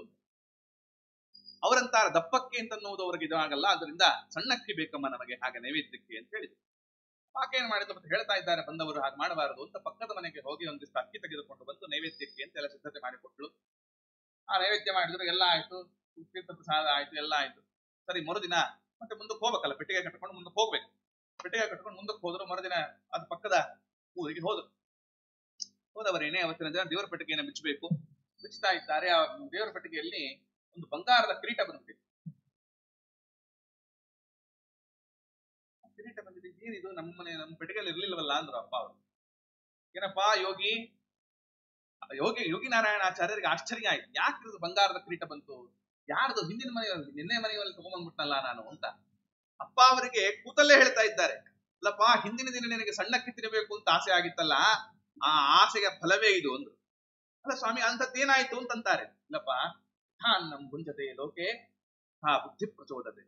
ಯಾವ ರೀತಿಯಲ್ಲಿ ನೀನು ಊಟ ಮಾಡ್ತೀಯೋ ಅದೇ ರೀತಿಯಾಗಿ ನಿನ್ನ ಬುದ್ಧಿಯೂ ಕೂಡ ಪರಿಣಾಮವಾಗ್ತದೆ. ಅದಕ್ಕೆ ಸಿಕ್ಕ ತಿನ್ನಬಾರದು ಅನ್ನೋದು. ನೀನ್ ಏನ್ ತಿಂತೀಯೋ ಅದಕ್ಕೆ ಎಂಜಲ್ ಬುದ್ಧಿ ಬರ್ತಾ ಇರೋದು ಎಲ್ಲರಿಗೂ. ಜಗತ್ತಲ್ಲಿ ಯಾಕೆ ಎಂಜಲ್ ಬುದ್ಧಿ ಬರ್ತಾ ಇದೆ? ನನ್ ಡಬ್ಬಿ ನೀನ್ ಹಾಕೋ, ನಿನ್ ಡಬ್ಬಿ ನಾನ್ ತಿಂತೀನಿ. ಯಾರೋ ಏನ್ ನಿನ್ ಡಬ್ಬಿ ನಂದು, ನನ್ ಡಬ್ಬಿ ನಿಂದು, ಅವ್ನ್ ಬಾಯಲ್ಲಿ ಇವ್ನ್ ಸ್ಪೂನು, ಇವನ್ ಬಾಯಲ್ಲಿ ಅವ್ನ್ ಸ್ಪೂನು, ಅದೇ ಸ್ಪೂನಲ್ಲಿ ಅವನು ತಿಂತಿರ್ತಾನೆ, ಇವನು ತಿಂತಿರ್ತಾನೆ. ಏನು ಸುಡುಗಾಡ ಬುದ್ಧಿನೋ ಗೊತ್ತಿಲ್ಲ. ಆದ್ದರಿಂದ ಯಥಾನ್ನಂ ಭುಂಜತೆ ಲೋಕೆ ತಥಾ ಬುದ್ಧಿ ಪ್ರದಾಯತೆ. ಅದೇ ರೀತಿಯಾದ ಬುದ್ಧಿಯು ಕೂಡ ಹುಟ್ಟತಕ್ಕಂಥದ್ದಾಗತ್ತೆ. ಆದ್ದರಿಂದ ಇವನಿಗೇನಾಯ್ತು, ಈಗ ಅವರಂತಾರೆ ಯಾಕೆ ಹಾಗಾಯ್ತು ಅಂತಂದಾಗ ಅಪ್ಪ ಅವರಂದ್ರು, ಅಲ್ಲಪ್ಪ ಸಣ್ಣಕ್ಕಿ ತಗೊಂಬಂದಿ ಅಲ್ಲದ ಯಾರ ಮನೆ ಅನ್ಕೊಂಡಿ? ಗೊತ್ತಿಲ್ಲ ಸ್ವಾಮಿ, ಅದು ತಗೊಂಬಂದಿದ್ದು ಅಕ್ಕಸಾಲೆಗರ ಮನೆ. ಪಾಪ ಅವರ ವೃತ್ತಿಯೇನೇ ಒಂದು ಬಂಗಾರದ ವೃತ್ತಿ. ಆಯ್ತಾ, ಅವರ ಮನೆಯ ಊಟ ಮಾಡಿದ್ದರಿಂದ ನಿನಗೆ ಏನಾಯ್ತು, ಈಗ ಆ ಬಂಗಾರವನ್ನ ತೆಗೆದುಕೊಂಡು ಬರುವ ಬುದ್ಧಿ ನಿನಗೆ ಬಂತು. ಆದ್ದರಿಂದ ನಿನಗಿಂತಹ ಅವಸ್ಥೆ ಬಂದಿದೆ, ಅದನ್ನು ವಾಪಸ್ ಕೊಟ್ಟು ಬಾ ಅಂದ್ರು. ಅಂದ್ರೆ ಒಂದು ದಿನ ಇನ್ನೊಬ್ಬರ ಮನೆಯ ಊಟ ಮಾಡಿದ್ದಕ್ಕೆ ಅವರ ಮನೆಗೆ ಬುದ್ಧಿ ಬಂದಿದೆ ಅಂದ್ರೆ ಊರೆಂಜಲ್ ತಿಂತೀನಿ ನಾನು ಅಂದ್ರೆ ಅದರಿಂದ ಏನಾಗಬಹುದು ಅಂತ ಅದಕ್ಕೆ ಕಲಿಯುಗದ ಮಹಿಮೆ ಅಂತ ಹೇಳೋದು. ಮುಂದಕ್ಕೆ ಹೋಗೋಣ. ಅಂತಹ ಅಪ್ಪ ಅವರೇನು ಮಾಡಿದ್ರು, ಹೀಗೆ ಒಮ್ಮೆ ಪಂಚಮುಖಿ ಪ್ರಾಣದೇವರ ಪೂಜೆಯನ್ನು ಮಾಡುವಾಗ ವೈಭವದ ಪೂಜೆ ನಡೀತಾ ಇದೆ. ಸುತ್ತಲೂ ಕೂಡ ಅನೇಕ ಜನರು ನೆರೆದಿದ್ದಾರೆ. ನೆರೆದಾಗ ಒಬ್ಬ ಶ್ರೀಮಂತ ಮಹಿಳೆ ಬಂದು ಅವಳು ನೋಡ್ತಾ ಇದ್ರೆ ಇಲ್ಲಿ ಬಂಗಾರ ಬೆಳ್ಳಿ ಹಾಕೊಂಡ್ಬಿಟ್ಟಿದ್ದಾಳೆ ಜರಿ. ಸರಿ, ಅವಳೇನು ಮಾಡಿದ್ದು, ಆ ಅಪ್ಪ ಅವರ ಹತ್ರ ಬಂದು ಒಳ್ಳೆ ಬಂಗಾರದ ಬಳೆಯನ್ನ ಕೊಟ್ಟು ಸಮರ್ಪಣೆ ಮಾಡಿಬಿಡ್ತೇನೆ ಅಪ್ಪ ಅವರ ಮುಖನೂ ನೋಡ್ಲಿಲ್ಲ, ಅವ್ರ ಕಡೆ ಮುಖನೂ ನೋಡ್ಲಿಲ್ಲ. ಏನ್ರಿ ಅಷ್ಟು ಡೋನರ್ ಬಂದಿದ್ದಾಳೆ, ಬಂಗಾರದ ಬಳೆಯನ್ನು ಬಿಚ್ಚಿ ಕೊಡ್ತಾ ಇದ್ದಾಳೆ, ಅಪ್ಪ ಅವ್ರ ಮುಖನೂ ನೋಡ್ತಾ ಇಲ್ವಲ್ಲ ಅಂದ್ರೆ ಡೋನರ್ ಬಂದಿದ್ದಾರೆ ಅಂತಂದ್ರೆ ಎಲ್ಲ ಸುತ್ತಲೂ ಅವರು ಕೊಟ್ಲು ಹೋದ್ಲು. ಇವ್ರು ಸುತ್ತಲೂ ಇರೋರೆಲ್ಲ ಕೇಳಿದ್ರು, ಏನಪ್ಪ ಅವರೇ ಮತ್ತೆ ಹೀಗೆ ಬಂಗಾರದ ಬಳೆಯನ್ನು ಸಮರ್ಪಣೆ ಮಾಡಿದ್ರು ಕೂಡ ಅವಳಿಗೇನು ಒಂದು ಮಾತಾಡಿಸ್ಲಿಲ್ಲ, ಓಲಿ ಅವಳ ಮಂತ್ರಾಕ್ಷತೆ ಕೊಡ್ಲಿಲ್ಲ, ಆಶೀರ್ವಾದ ಮಾಡ್ಲಿಲ್ಲ, ಇದೇನಿದು? ಒಂದು ಬಂದವಳು ಯಾರು ಗೊತ್ತೇನೋ, ಒಂದು ಅಲಕ್ಷ್ಮಿ ಅವಳು ಆ ಬಂಗಾರದ ಬಳೆ ಅಂತ ಇದೆಯಲ್ಲ ಸ್ವಲ್ಪ ಉಜ್ಜಿ ನೋಡು, ಒಂದು ಕಬ್ಬಣ, ಅದು ದಾಂಭಿಕತನದ ಒಂದು ಭಕ್ತಿಯನ್ನ ಮಾಡೋದಕ್ಕೋಸ್ಕರ ಲೋಕ ಮೆಚ್ಚಬೇಕು ಅಂತ ಈ ತರಹದ ಆಟಗಳನ್ನು ಕಟ್ತಾರೆ ಇವರೆಲ್ಲ. ಆದ್ರಿಂದ ಅವಳನ್ನು ನೋಡೇ ನನಗೆ ಗೊತ್ತಾಯ್ತು ಇವಳ ಲಕ್ಷ್ಮಿ ಅಂತ ಅನ್ನುವುದನ್ನ ಅಪ್ಪ ಅವರು ಹೀಗೆ ನೋಡಿದ್ರೆ ಹೇಳ್ತಾ ಇದ್ರಂತೆ, ಈ ವ್ಯಕ್ತಿ ಎಂಥವನು, ಅವನ ಮನಸ್ಸಲ್ಲಿ ಏನ್ ಓಡ್ತಾ ಇದೆ, ಎಲ್ಲವನ್ನು ಕೂಡ ಕುಳಿತಲ್ಲೇ ವಿಚಾರ ಮಾಡುವ ಅಷ್ಟು. ಅಂದ್ರೆ ರಾಯರ ಭಕ್ತರಿಗೆ ಇಷ್ಟು ಪ್ರಭಾವ ಇರುವಾಗ ಇನ್ನು ರಾಯರ ಒಂದು ಪ್ರಭಾವ, ರಾಘವೇಂದ್ರ ಸ್ವಾಮಿಗಳವರ ತಪಸ್ಸು, ಅವರ ಮಹಿಮೆ ನಿಜವಾಗಲೂ ಅದಕ್ಕೆ ಅಗಮ್ಯ ಮಹಿಮಾ ಲೋಕೆ ರಾಘವೇಂದ್ರೋ ಮಹಾಯಶ, ಅಗಮ್ಯವಾಗಿರ್ತಕ್ಕಂತಹ ನಮ್ಮ ಮಹಿಮೆ ನಮ್ಮ ರಾಘವೇಂದ್ರ ಸಾರ್ವಭೌಮರು ಮಹಾಪ್ರಭುಗಳು.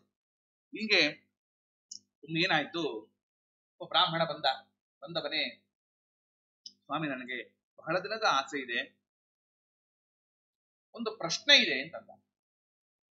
ಅವರಲ್ಲಿ ಒಂದು ಪ್ರಶ್ನೆ ಕೇಳಿದ. ಏನು ಪ್ರಶ್ನೆ? ಇಲ್ಲ, ವರಮಹಾಲಕ್ಷ್ಮಿ ಹಬ್ಬ ಬರಲಿ, ಬ್ರಾಹ್ಮಣ ಸುವಾಸಿನಿ ಊಟಕ್ಕಾಗ್ತಾರೆ. ಅನಂತರ ಹಬ್ಬ ಬಂದ್ರು ಬ್ರಾಹ್ಮಣ ಸುವಾಸಿನಿ ಊಟಕ್ಕಾಗ್ತಾರೆ. ಗಣಪತಿ ಹಬ್ಬ ಬಂದ್ರು ಬ್ರಾಹ್ಮಣ, ಗೌರಿ ಹಬ್ಬ ಬಂದ್ರು ಬ್ರಾಹ್ಮಣನ್, ಶ್ರಾದ್ದ ಬಂದ್ರು ಬ್ರಾಹ್ಮಣನ್, ಸುಬ್ರಹ್ಮಣ್ಯ ಷಷ್ಠಿ ಬಂದ್ರು ಬ್ರಾಹ್ಮಣನ್. ಇದು ಯಾಕೆ ಈ ತರ ಎಲ್ಲಾರನ್ನ ಕರೆದು ಬ್ರಾಹ್ಮಣರನ್ನು ಊಟಕ್ಕಾಗ್ತಾರಲ್ಲ, ಏನಿದು? ಸರಿ, ಬ್ರಾಹ್ಮಣರಲ್ಲಿ ಭೂಸುರರು, ಸಾಕ್ಷಾತ್ತಾಯಾದ ಭಗವಂತ ತಾನು ಬ್ರಾಹ್ಮಣರ ರೂಪದಲ್ಲಿ ಇಟ್ಟುಕೊಂಡು ಊಟ ಮಾಡ್ತಾನೆ, ಇದೆಲ್ಲ ಹೇಳಿದ್ದೆ ನಾನು, ಆಯ್ತಾ?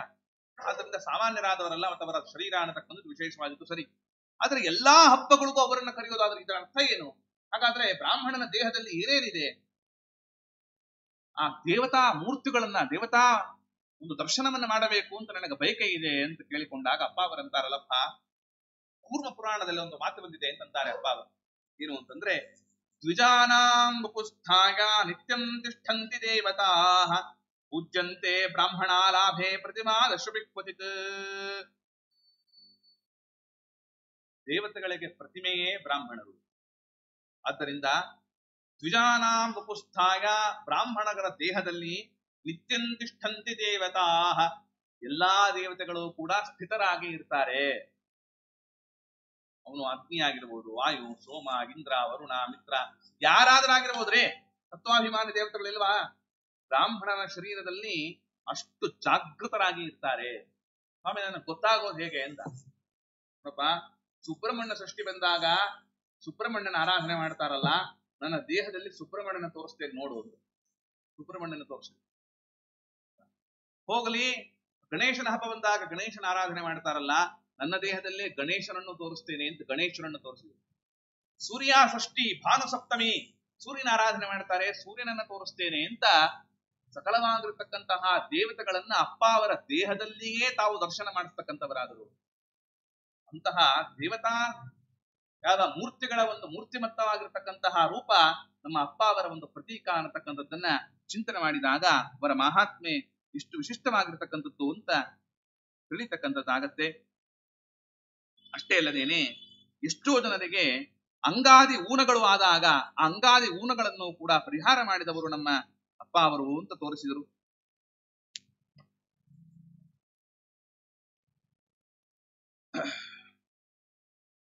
ರಾಘವೇಂದ್ರ ಸ್ವಾಮಿಗಳವರು ಅನೇಕ ಜನರುಗಳಿಗೆ ಈ ನಾನಾ ತರಹದ ಅನುಗ್ರಹವನ್ನ ಮಾಡ್ತಾ, ಅವರ ಶರೀರ ಅನ್ನತಕ್ಕಂಥದ್ದು ಸುಗಂಧೋಪೇತವಾದ ಶರೀರ. ಅಪ್ಪ ಅವರ ಸ್ಮರಣೆ ಮಾಡಿದರೆ, ಅವರ ಪತ್ರ ಬರೆದರೆ, ಅಪ್ಪ ಅವರ ಪತ್ರ ಬರೀತಿದ್ದಾಗಲ್ಲ, ಬೀಗರಿಗೆ ಪತ್ರ ಬರೆದಿದೆ, ಅವ್ರ ಬೀಗರಿಗೆ ಪತ್ರ ಬರೆದಿದ್ದು 2 ಪತ್ರಗಳಿದೆ, ಆ ಪುಸ್ತಕದಲ್ಲಿ ಹಾಕಿದ್ದೀನಿ ಸ್ಕ್ಯಾನ್. ಆದ್ರಿಂದ ಪತ್ರ ಬರೆದಿದ್ದು, ಅಥವಾ ಅವರೇನಾದರೂ ಒಂದು ಸಂದೇಶವನ್ನು ಯಾರ ಕೈಲೂ ಕೊಟ್ಟು ಕಳಿಸಿದ್ರು, ಅಥವಾ ಯಾರೋ ಭಕ್ತಿಯುಕ್ತರಾಗಿ ಮನೆಯಲ್ಲಿ ಅಪ್ಪ ಅವರ ಫೋಟೋ ಇಟ್ಕೊಂಡು ಪೂಜೆ ಮಾಡಿದ್ರು, ಅಥವಾ ಯಾರೋ ಅಪ್ಪ ಅವರ ಸ್ಮರಣೆಯನ್ನ ಕುಳಿತಲ್ಲಿಗೇನೆ ಸುಧರಾಮಪುರದ ಅಪ್ಪ ಅವರು ಅಂತ ಭಕ್ತಿಯಿಂದ ಸ್ತೋತ್ರ ಮಾಡಿದರೆ, ಅವರು ಸ್ತೋತ್ರ ಮಾಡಿದರೆ ಸಾಕು, ಸುತ್ತಲೂ ಕೂಡ ಸುಗಂಧವಾದ ವಾಸನೆ ಬರ್ತಾ ಇತ್ತಂತೆ. ಇದನ್ನೂ ಕೂಡ ಕೆಲವರು ಆಡ್ಕೊಳ್ಳೋರಿದ್ರು. ಅವ್ರಿಗೆಲ್ಲ ಪಚಕರ್ಪುರ ಹಾಕೊಂಡ್ ಬಂದ್ಬಿಡ್ತಾರೆ, ಮೈಗೆಲ್ಲ ಪಚಕರ್ಪುರ ಹಾಕೊಂಡ್ ಬಂದ್ಬಿಡ್ತಾರೆ, ಆದ್ರಿಂದ ಅವ್ರ ದೇಹ ಸುಗಂಧ ಬರುತ್ತೆ. ಇಲ್ಲೇ ಇದ್ರದೆಲ್ಲ ಆಟ ಕಟ್ತಾರೆ. ಮಡ್ಪಂಚಗಳಿಗೆಲ್ಲ ಒಳ್ಳೊಳ್ಳೆ ಸುಗಂಧವಾಗಿರ್ತಕ್ಕಂತಹ ಪಂಚಗೆಲ್ಲ ಪಚಕರ್ಪುರದಲ್ಲಿ ಅದ್ ಬಿಡೋದು, ಅಥವಾ ದೇಹ ಸುಗಂಧ ಬಂದೇ ಬರುತ್ತೆ ಅಂತಂದ್ರು. ಕರ್ಕೊಂಬಂದ್ರು ಅಪ್ಪ ಅವ್ರು, ಕರ್ಕೊಂಬನ್ನಿಯವನ್ನ ಅಂತ ಯಾರು ಮಾತಾಡೋದ್ರಲ್ಲ, ಕರ್ಕೊಂಬನ್ನಿಯವನ್ನ.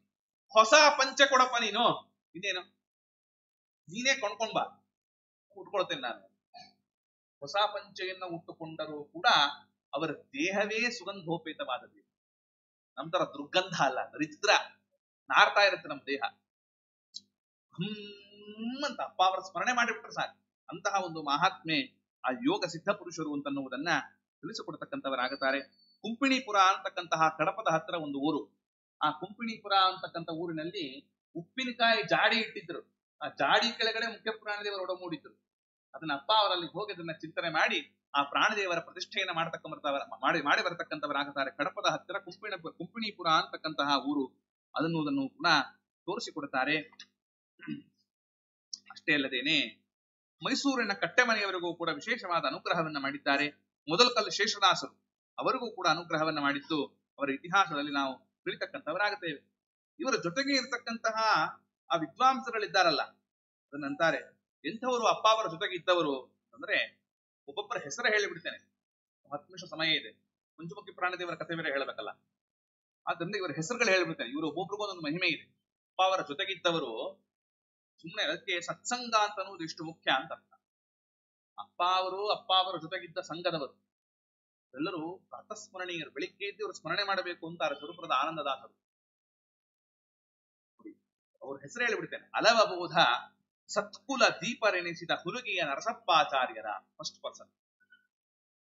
ಅಲವಬೋಧ ಅಂದ್ರೆ ಮಧ್ವಾಚಾರ್ಯರು. ಮಧ್ವಾಚಾರ್ಯರ ಕುಲಕ್ಕೆ ದೀಪದಂತೆ ಬೆಳಗಿದವರು ಹುಲಗಿಯ ನರಸಪ್ಪಾಚಾರ್ಯರು. ಅವರೆಲ್ಲ ಯಾರು ಗೊತ್ತಾ? ರಾಘವೇಂದ್ರ ರಾಯರ ಪಾದಾಂಬುಜಾರಾಧಕರು ಅವರೆಲ್ಲ. ಯಾವ ಮಠ ಅಲ್ಲಿ? ಮಠ ಇಲ್ಲ, ಮತ ಇಲ್ಲ. ಹುಲಗಿ ನರಸಪ್ಪಾಚಾರ್ಯರು. ಗೊತ್ತಾಯ್ತಾ? ರಾಯಚೂರು ಕೃಷ್ಣಾಚಾರ್ಯರು ಯಾರು ಗೊತ್ತಾ? ಸತ್ಯಬೋಧ ಸ್ವಾಮಿಗಳವರ ಪೂರ್ವಾಶ್ರಮದ ಮೊಮ್ಮಗ, ಉತ್ತರಾದಿ ಮಠ. ರಾಘವೇಂದ್ರ ಸ್ವಾಮಿಗಳವರ ಅಂತರಂಗ ಭಕ್ತರು. ಶ್ರೀ ರಾಘವೇಂದ್ರ ರಾಯರ ಪಾದಾಂಬುಜ ಆರಾಧಕರ ಕೊಂಡಾಡಿರೋ ಮೊದಲನೇವರು ಯಾರು? ಅಲವಬೋಧ ಸತ್ಕುಲ ದೀಪರೆನಿಸಿದ ಹುಲಗಿಯ ನರಸಪ್ಪ ಆಚಾರ್ಯರ ಮೊದಲನೆಯವರು. ಎರಡನೆಯವರು ನೋಡಿ, ಸತ್ಯಬೋಧ ಸ್ವಾಮಿಗಳವರ ಪೂರ್ವಾಶ್ರಮದ ಮೊಮ್ಮಗನಿಗೆ ಎಂಥ ವಿಶೇಷಣ ಕೊಡ್ತಾರ ಗೊತ್ತಾ? ಕಲಿಯುಗದಲ್ಲಿ ಕಲಿಕೃತ ಕಲ್ಮಶವ ಕಳೆವ ನಿರ್ಮಲ ರಾಯಚೂರು ಕೃಷ್ಣಾಚಾರ್ಯರ. ಕಲಿಯುಗದಲ್ಲಿ ಕಲಿಯಿಂದ ಆಗ್ತಕ್ಕಂತ ಬಾಧೆಯನ್ನ ಕಳೆದು ಹಾಕುವ ಸಾಮರ್ಥ್ಯ ಅದು ರಾಯಚೂರು ಕೃಷ್ಣಾಚಾರ್ಯರಿಗೆ ಇತ್ತು ಅಂತ ಅವರ ಅಪ್ಪ ಅವರ ಜೊತೆಗಿದ್ದವರು. ಮತ್ತೇನು, ಇಳೆಯೊಳು ಈ ಭೂಮಿಯಲ್ಲಿ ಚೌಷಷ್ಟಿ ಕಳದಿ ನಿಪುಣರಾದ ಎಲಮೇಲಿ ಹಯಗ್ರೀವಾಚಾರ್ಯರ 64 ತಲೆಯಲ್ಲಿ ಪ್ರವೀಣರಂತವರು ಎಲಮೇಲಿ ಹಯಗ್ರೀವಾಚಾರ್ಯರು. ನೋಡಿ, ಈಗ ಬಂತೀಗ ಹಲವು ಸಜ್ಜನರೊಳು ತಿಳಿಸಿಕೊಳಲಿಪ್ಪ ಯೋಗಿ ಬಲವಂತ ಯೋಗಿ ನಾರಾಯಣಾಚಾರ್ಯರ ದಾಕ್ಷಿಣ್ಯಾಂದ್ರಂಥಾ ದಾಕ್ಷಿಣ್ಯ. ನಾನು ಇಂಥವನು ಅಂತ ಒಬ್ಬರತ್ರ ಹೇಳಿಕೊಂಡವರಲ್ಲ ಮಹಾನುಭಾವ ಯೋಗಿ ನಾರಾಯಣಾಚಾರ್ಯ. ದೊಡ್ಡ ವಿದ್ವಾಂಸರು, ಗದಗಲ್ಲವರಿದ್ದರು. ಗದಗಿನ ಕ್ಷೇತ್ರದಲ್ಲಿ ಇದ್ದಾಗ ಅಪ್ಪ ಅವರು ಬಂದ್ರೆ ಇವ್ರು ಯಾರೋ ಬಿಡೆ ಎಂಕೊಂಡಿದ್ರು. ರಾಜಕೋಶಾಕೆಲ್ಲ ಬರ್ತಾ ಇದ್ದಾರೆ, ಬರೀ ಆಡಂಬರ ಇವ್ರದೆಲ್ಲ ಅನ್ಕೊಂಡ್ರು. ಯಾರೋ ಯೋಗಿ ನಾರಾಯಣಾಚಾರ್ಯ. ಆಮೇಲೆ ಗೊತ್ತಾಯ್ತಲ್ಲ, ವೀರನಾರಾಯಣ ಹೇಳಿದ್ನಲ್ಲ, ಸಾಮಾನ್ಯ ವ್ಯಕ್ತಿ ಅಲ್ಲಪ್ಪ, ಬಂದವರು ಏನು ರಾಘವೇಂದ್ರ ಸ್ವಾಮಿಗಳ ಅಂತರಂಗ ಭಕ್ತರು ಅಂತಂದಾಗ ಸಾಷ್ಟಾಂಗ ನಮಸ್ಕಾರ ಮಾಡಿ ಪಶ್ಚಾತ್ತಾಪವನ್ನ ಪಟ್ಟಾಗ ಅವರ ಶಿಷ್ಯರಾದರು ಯೋಗಿ ನಾರಾಯಣಾಚಾರ್ಯ. ಶಿಷ್ಯರಾಗಿದ್ದು ಅಷ್ಟೇ ಅಲ್ಲ, ಒಂದು ವಿಸ್ತೃತವಾಗಿರ್ತಕ್ಕಂಥ ಸ್ತೋತ್ರವನ್ನ ಬರೆದಿದ್ದಾರೆ. ಯೋಗಿ ನಾರಾಯಣಾಚಾರ್ಯರು ಕೊಟ್ಟ ದಾಖಲೆ ಅಪ್ಪ ಅವರ ಬಗ್ಗೆ. ಇವತ್ತು ಅಪ್ಪ ಅವರ ಕಟ್ಟೆಯಲ್ಲಿ ಅವರ ಗೋಪಾಲಕೃಷ್ಣ ಪ್ರತೀಕ ಮತ್ತು ಅಪ್ಪ ಅವರ ಪ್ರತೀಕವನ್ನ ಕೆತ್ತಿದವರು ಕೂಡ ಯೋಗಿ ನಾರಾಯಣಾಚಾರ್ಯರೇನೆ. ಇಂಥ ಯೋಗಿ ನಾರಾಯಣಾಚಾರ್ಯರು ಒಂದು ಕಥೆ ಹೇಳಿದ್ದೇನೆ. ವಿಜೇಂದ್ರ ಸ್ವಾಮಿಗಳವರ ಆರಾಧನೆ ಬಂತು. ವಿಜೇಂದ್ರ ಸ್ವಾಮಿಗಳ ಆರಾಧನೆ ದ್ವಾದಶಿ ಬರ್ತದೆ. ಸಾಮಾನ್ಯ ಕೆಲಸ ದ್ವಾದಶಿ ಬರ್ತದೆ. ವಾಸ್ತವಿಕವಾಗಿ ತ್ರಯೋದಶಿನೇ ದ್ವಾದಶಿ ಬಂದ್ಬಿಡುತ್ತೆ. ಅಂದ್ರೆ ಏನು, ದ್ವಾದಶಿ ತ್ರಯೋದಶಿ ಕಲಿತು ಬರ್ತದೆ. ಅವಾಗ ಏನಾಯ್ತು, ಈ ದ್ವಾದಶಿ ಬಂದಾಗ ಆರಾಧನೆ, ಅದಿನ್ನೂ ಆರಾಧನೆ ಒಂದು 15 ದಿನ ಇತ್ತು. ಇನ್ನ ಯೋಗಿ ನಾರಾಯಣಾಚಾರ್ಯರಂದ್ರು, ಸ್ವಾಮಿ ಈಗ ಹೊರಟ್ರೆ ಸರಿ ಹೋಗ್ತದೆ ನಾವು. ಯಾಕಂದ್ರೆ ಅವಾಗೆಲ್ಲ ಏನು ಗಾಡಿ ವಿಮಾನ ಅದೆಲ್ಲ ಇರ್ಲಿಲ್ವ, ಟ್ರೈನೋ ಗೀನೋ ಬಸ್ ಏನೋ ಇರ್ತಿತ್ತೇನೋ, ಬಂಡಿ ಗಿಂಡಿ ಹಾಕೊಂಡು ಹೋಗ್ಬೇಕಷ್ಟೆ. ಆದ್ರಿಂದ ಮತ್ತೆ ಈಗ ವಿಜೇಂದ್ರ ಸ್ವಾಮಿಗಳ ಆರಾಧನೆ ಹೋಗಬೇಕು ಅಂತ ಆಸೆ, ಹೋಗೋಣ ಅಂತಂದ್ರು. ಯಾಕೋ ಯೋಗಿ ಯೋಚನೆ ಮಾಡ್ತೀಯಾ, ಕರ್ಕೊಂಡು ಹೋಗ್ತೀನಪ್ಪ ನಿನ್ನ ಅಂದ್ರು ಅಪ್ಪ ಅವರು. ಖಂಡಿತವಾಗ್ಲೂ ಹೋಗೋಣ ಅಂದ್ರು. 1 ದಿನ ಆಯ್ತು, 2 ದಿನ ಆಯ್ತು, 3 ದಿನ ಆಯ್ತು, ಆಗ್ಲೇ 10 ದಿನ ಆಯ್ತು, ಏನ್ ಸುದ್ದಿನೇ ಇಲ್ಲ. ಮರ್ತು ಬಿಟ್ಟಿದ್ದಾರೆ ಏನ್ಕೊಳತ್ ಅನ್ಸ್ಕೊಂಡು ಅನ್ಸುತ್ತೆ. ಅಪ್ಪ ಅವರು ಮರ್ತು ಬಿಟ್ಟಿದ್ದಾರೆ. ವಿಜೇಂದ್ರ ಸ್ವಾಮಿಗಳ ಆರಾಧನೆಯನ್ನ ಇಲ್ಲೇ ಮಾಡಿದ್ರಾಯ್ತು, ಇನ್ನೇನ್ ಮಾಡಕ್ಕಾಗತ್ತೆ, ನಮಗೆ ಯೋಗ ಇಲ್ಲ ಅನ್ಕೊಂಡ್ರು ಪಾಪ. ಯೋಗಿಗಳಿಗೆ ಯೋಗ ಇಲ್ಲ ಅನ್ಕೊಂಡ್ರು ಪಾಪ. ಸರಿ, ಅಷ್ಟೊತ್ತಾಯ್ತು. ಅದಾದ ಮೇಲೆ ಏಕಾದಶಿಗೂ ಬಂತ್ರಿ. ಅಪ್ಪ ಅವರು ಅವರೇ ಅಂತಾರೆ, ಅಪ್ಪ ಅವರು ನಾಳೆ ಹೋಗ್ಬಿಡೋಣಪ್ಪ ಅಂದ್ರು. ಅಲ್ಲ ಸ್ವಾಮಿ, ನಾಳೆ ದ್ವಾದಶಿ ಹೋಗೋದೇನು ಅಂದ್ರು. ಆರಾಧನೆ ಹೋಗೋಣಪ್ಪ ನಾಳೆ. ಅಪ್ಪ ಅವ್ರು ಸುಮ್ಮನೆ ಹಾಸ್ಯ ಮಾಡ್ತಾ ಇದ್ದಾರೆ, ಏನ್ ಕುಂಟಿದ್ದಾರೆ. ಸರಿ, ಮರುದಿನ ಎದ್ರು, ಸ್ನಾನ ಆನ್ಲಿಕ ಎಲ್ಲ ಆಯ್ತು. ಬೆಳಿಗ್ಗೆ 5 ಗಂಟೆ 6 ಗಂಟೆ ಎಲ್ಲ ಆಯ್ತು. ಪಾರಣೆಗೆ ಹೋಗ್ಬೇಕಲ್ಲ ಅಲ್ಲಿಗೀಗ. ಒಂದ್ ಚಾಪೆ ಹಾಸು ಅಂದ್ರು. ಚಾಪೆ ಹಾಸ್ತಾರೆ ಯೋಗಿ ನಾರಾಯಣ, ಕುತ್ಕೋದ್ರ ಮೇಲೆ ಅಂತ. ಕುಂಭಕೋಣಕ್ಕೆ ಹೋಗೋ ಅಂದ್ರು. ಸೀದಾ ಆಕಾಶದ ಮೇಲೆ ಮಾರ್ಗದಲ್ಲಿ ಆ ಆಕಾಶದಲ್ಲಿ ಆ ಚಾಪೆ ಅನ್ನತಕ್ಕಂಥದ್ದು ಹಾರಿಕೊಂಡು ಹೋಗಿ ಕುಂಭಕೋಣದಲ್ಲಿ ಸೀದಾ ಆರಾಧನೆಯ ಸಂದರ್ಭದಲ್ಲಿ 7 ಗಂಟೆಗೆ ಪಾರಣೆ ಆಯ್ತಾ. ಅಷ್ಟು ಯೋಗಿ ನಾರಾಯಣಾಚಾರ್ಯರಿಗೆ ಆಶ್ಚರ್ಯ ಆಗೋದು. ಆದ್ದರಿಂದ ಮಹಾನುಭಾವರು ನಮ್ಮ ಅಪ್ಪ ಅವರು ಅಂತವರನ್ನ ಸ್ತೋತ್ರ ಮಾಡತಕ್ಕಂತಹವರಾಗಿದ್ದಾರೆ. ಆದ್ದರಿಂದ ಬಲವಂತ ಯೋಗಿ ನಾರಾಯಣಾಚಾರ್ಯರ ಧರಣಿ ದೇವರಿಗೆ ನಿರುತ ಅನ್ನವ ನೀವ ಹರಿಹರದ ಭೀಮಾಚಾರ್ಯರ ಚರಿತ್ರೆ ಇದೆಲ್ಲ ಹೇಳಿದ್ದೇನೆ, ಬೇಕಾದಷ್ಟು ಹೇಳಿದ್ದೇನೆ. ಮಹಾನುಭಾವರ ರಾಘವೇಂದ್ರ ಸ್ವಾಮಿಗಳವರ ಅಂತರಂಗ ಭಕ್ತರು. ಮುಂದಿನವರು ಯಾರು? ಎಷ್ಟಾಯ್ತು ಈಗ ಎಣಿಸ್ಕೊತಾ ಇದ್ದೀರಾ? ಹುಲಗಿ ನರಸಪ್ಪಾಚಾರ್ಯರು, ರಾಯಚೂರು ಕೃಷ್ಣಾಚಾರ್ಯರು, ಹೆಸರು ಹೇಳಿದ್ರು ಅವ್ರ ಹೆಸರು ಹೇಳಿದ್ರೆ ಸಾಕು ಸದ್ಯ ನಮಗೇನು ಮಾಡೋದು ಬೇಡ. ವ್ಯಾಸತತ್ವ ತೀರ್ಥರು ಒಂದು ಕಡೆ ಹೇಳ್ತಾರೆ, ಭಗವತ್ ಭಕ್ತರ ನಾಮೋಚ್ಚಾರಣೆ ಮಾಡಿದ್ರೆ ಭಗವಂತ ಅನುಗ್ರಹ ಮಾಡ್ತಾನ್ರಿ. ಏನ್ ಸಾಮಾನ್ಯರಾವರಲ್ಲ. ಆದ್ರಿಂದ ಮೊದಲನೇವರು ಯಾರು? ಹುಲಗಿ ನರಸಪ್ಪಾಚಾರ್ಯ, ಎರಡನೆಯವರು ರಾಯಚೂರು ಕೃಷ್ಣಾಚಾರ್ಯರು, ಮೂರನೆಯವರು ಎಲೆಮೇಲಿ ಹೈಗ್ರೀವಾಚಾರ್ಯರು, ನಾಲ್ಕನೆಯವರು ಯೋಗಿ ನಾರಾಯಣಾಚಾರ್ಯರು, ಐದನೆಯವರು ಭೀಮಾಚಾರ್ಯ, ಹರಿಹರದ ಭೀಮಾಚಾರ್ಯ. ಆರನೆಯವರು ಯಾರು? ಹರಿದಾಸರಿಗೆ ಮಂದಿರವಾದ ವಿಭರಾಮಪುರದ ಕೃಷ್ಣಾಚಾರ್ಯ. ಇವರು ಸೇರ್ಕೊಂಡ್ರಲ್ಲ ಅದರ ಆರನೆಯವರು. ಏಳನೆಯವರು ಶ್ರೀಪಾದ ಪುತ್ರ ಪಂಡಿತರೊಳಗ ಅಗ್ರೇಸರ ಶ್ರೀರಂಗದ ರಾಮಾಚಾರ್ಯರು. ಕೊನೆಯವರು ಸುರಪುರದ, ಅಂದ್ರೆ ಇವರು ಗುರುಗಳು, ಸುರಪುರದ ಯಾರು? ಆನಂದದಾಸರ ಗುರುಗಳು. ಸುರಪುರದ ನರಹರಿಯ ಪಾದಾಂಬುಜ ಶ್ರೀಯೋಳ್ಳೆ ಮೆರವ ಅಸ್ಮದ್ ಗುರು ರಾಜಾಚಾರ್ಯರ. ಸುರಪುರದ ರಾಜಾಚಾರ್ಯರು. ಇವರೆಲ್ಲ ಇಷ್ಟು ಇಂಥ ಮಾತು ಹೇಳ್ತಾರೆ ಗೊತ್ತಾ? ರಾಘವೇಂದ್ರ ರಾಯರು ಭೂಮಿಯೊಳಗ ಅವತಾರ ಮಾಡಿದ ಆರಂಭದಿಂದ ಆರಾರು ವೃಂದಾವನ ಪೂಜಾ ಸ್ತೋತ್ರದಿಂದ ಆರಾಧಿಸುವರು ಆನಂದದಿ ಸಾರಭಕ್ತರ ಪಾದಾರವಿಂದಕ್ಕೆ ನಮೋ ಎಂಬೆ. ರಾಘವೇಂದ್ರ ಸ್ವಾಮಿಗಳವಲ್ಲ ಅಂದ್ರೆ ನಾವು ಯೋಚನೆ ಮಾಡಬೇಕ್ರಿ. ರಾಯರು ಅವತಾರ ಮಾಡಿದ್ದಾರಲ್ಲ, ರಾಯರು ಅವತಾರ ಮಾಡಿದ ಕಾಲದಿಂದ ಇಲ್ಲಿಯವರೆಗೂ ಯಾರ್ಯಾರು ರಾಘವೇಂದ್ರ ಸ್ವಾಮಿಗಳವರ ಪಾದಾರಾಧನೆಯನ್ನ, ಮೃತ್ತಿಕಾಧಾರಣೆಯನ್ನ, ಪಾದೋದಕವನ್ನ, ಹಸ್ತೋದಕವನ್ನ, ಪ್ರದಕ್ಷಿಣೆಯನ್ನ, ಗ್ರಂಥಾಧ್ಯಯನವನ್ನ, ಪಾರಾಯಣವನ್ನ ಮಾಡಿರ್ತಕ್ಕಂತಹ ಸಕಲವಾಗಿರ್ತಕ್ಕಂತಹ ರಾಘವೇಂದ್ರ ಸ್ವಾಮಿಗಳವರ ಭಕ್ತರೆನ್ನುವ ವೈಷ್ಣವ ಸಮೂಹಕ್ಕೆ ನಮಸ್ಕಾರವನ್ನ ಮಾಡ್ತೇನೆ ಅಂತಾರೆ. ಕೃಷ್ಣ ಪರಮಾತ್ಮ ಓಡಾಡಿದ ಜಾಗದಲ್ಲಿ ಆಯ್ತಾ ಉದ್ಧವ ಬಂದು ಆ ಮಣ್ಣೆಲ್ಲ ಹಚ್ಕೊಳ್ತಾನೆ. ಕೃಷ್ಣ ಪರಮಾತ್ಮ ಅಲ್ಲ, ಗೋಪಿಕಾಸ್ತ್ರಿಗೆ ಓಡಾಡಿದ ಜಾಗ ಅಂತ. ಕೃಷ್ಣನ ಭಕ್ತರ ಪಾದ ಧೂಳಿ ನನ್ನ ಮೈಗೆ ಅಂಟುಕೋಬೇಕು ಅಂತಾನೆ. ಹಾಗೆ ಇಲ್ಲಿ ರಾಘವೇಂದ್ರ ಸ್ವಾಮಿಗಳವರ ಮಹಿಮೆ, ಅವರ ಪ್ರಭಾವ, ರಾಯರ ವೃಂದಾವನದ ಮುಂದೆ ನಿಂತುಕೊಂಡಾಗ ಈ ಚಿಂತನೆ ನಮಗೆ ಬರಬೇಕು. ಎಷ್ಟು ಒಂದು ಅಗಮ್ಯವಾಗಿರ್ತಕ್ಕಂಥ ಮಹಿಮೆ ಉಳ್ಳವರು ನಮ್ಮ ರಾಯರು. ಅವರ ಭಕ್ತರೇ ನಮ್ಮನ್ನು ಉದ್ಧಾರ ಮಾಡುವವರು ಅಂತ ಈ ಪ್ರಕಾರ ಚಿಂತನೆ ಮಾಡತಕ್ಕವರಾಗಬೇಕು ಅಂತ ಹೇಳ್ತಾ ಹೇಳಿದರು. ಧೀರ ಕಮಲೇಶ ವಿಠಲ ಒರೆದು ತನ್ನ ಸಾರೂಪ್ಯವನ್ನು ಕೊಟ್ಟು ಸಲಹುವ ಅಂತ ಈ ಪ್ರಕಾರ ಹೇಳ್ತಾ ಇದ್ದಾರೆ. ಎಲ್ಲ ಸಿದ್ಧಿ ರಾಯರ ಅನುಗ್ರಹವು ಒಂದು ಕಾರಣ, ಪಂಚಮುಖಿ ಪ್ರಾಣದೇವರ ಉಪಾಸನೆ. ಆ ಪಂಚಮುಖಿ ಪ್ರಾಣದೇವರು ಎಂಥವರು ಅಂದ್ರೆ, ಈಗಾಗಲೇ ಹೇಳಿದೆ ನಾನು, ಮೈಸೂರಿನ ಅರಮನೆಯಲ್ಲಿ ಸಿಕ್ಕಿತ್ತು ಅಂತ.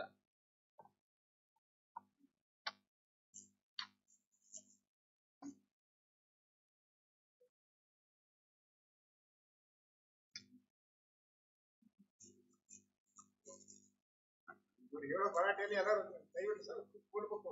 ಯಾಕಂದ್ರೆ ಇವರು ಆಧಾರ ಬರ್ದಿದ್ದಾರೆ, ಅದ್ರ ಬಗ್ಗೆ ಅದ್ಭುತವಾಗಿ ರಿಸರ್ಚ್ ಮಾಡಿದ್ದಾರೆ. ಅದನ್ನ ಕೇಳಬೇಕು.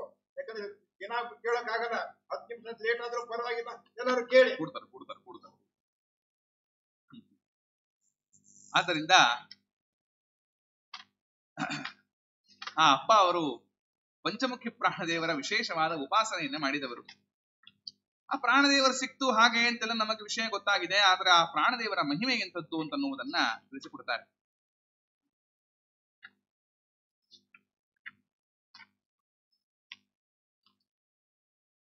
ಏನಾಯ್ತು, ಈ ರಾಮದೇವರು ಕಪಿಸೈನ್ಯವನ್ನೆಲ್ಲವನ್ನ ಕರೆದುಕೊಂಡು ಹೋಗಿ ವಾಸ್ತವಿಕವಾಗಿ ಅವನು ಸಮುದ್ರದ ಹತ್ರ ಹೋಗಿ ಹೇಳ್ತಾನೆ. ರಾಮದೇವರು 3 ದಿನ ಟೈಮ್ ಕೊಡ್ತಾರೆ. ಸಮುದ್ರ ದಾರಿನೇ ಕೊಡಲ್ವಲ್ಲಪ್ಪ, ರಾಮದೇವರಿಗೆ ದಾರಿ ಕೊಡಲ್ಲ ಲಂಕಾಪಟ್ಟಣಕ್ಕೆ ಹೋಗೋದಕ್ಕೆ. ಬಾಣವನ್ನ ಹೂಡ್ತೇನೆ ಅಂತ ವರುಣ ಎದ್ದು ಬಂದ. ಸ್ವಾಮಿ ಅರ್ಹಣಂ ಅಂತಾರೆ ವಾದಿರಾಜರು. ಕೈಯಲ್ಲಿ ಫಲ ತಾಂಬೂಲ ಮೊದಲಾದವುಗಳನ್ನು ತೆಗೆದುಕೊಂಡು ರಾಮದೇವರಿಗೆ ಸಮರ್ಪಣೆ ಮಾಡಬೇಕು ಅರ್ಹಣವನ್ನ ಅಂತ ಅಂತಾರೆ ವಾದಿರಾಜರು.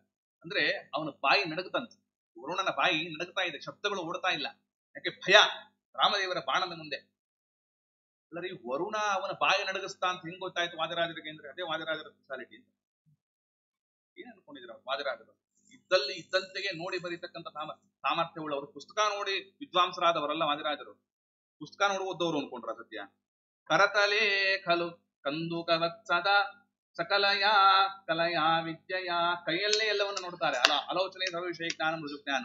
ಆದ್ದರಿಂದ ಈ ಪ್ರಕಾರವಾಗಿ ಅವರಂತಾರೆ, ವರುಣ ಬಂದ, ಎದ್ದು ಬಂದವನೇ ಆ ತಾಂಬೂಲ ಮೊದಲಾದವುಗಳನ್ನು ಕೊಟ್ಟ ರಾಮದೇವರಿಗೆ.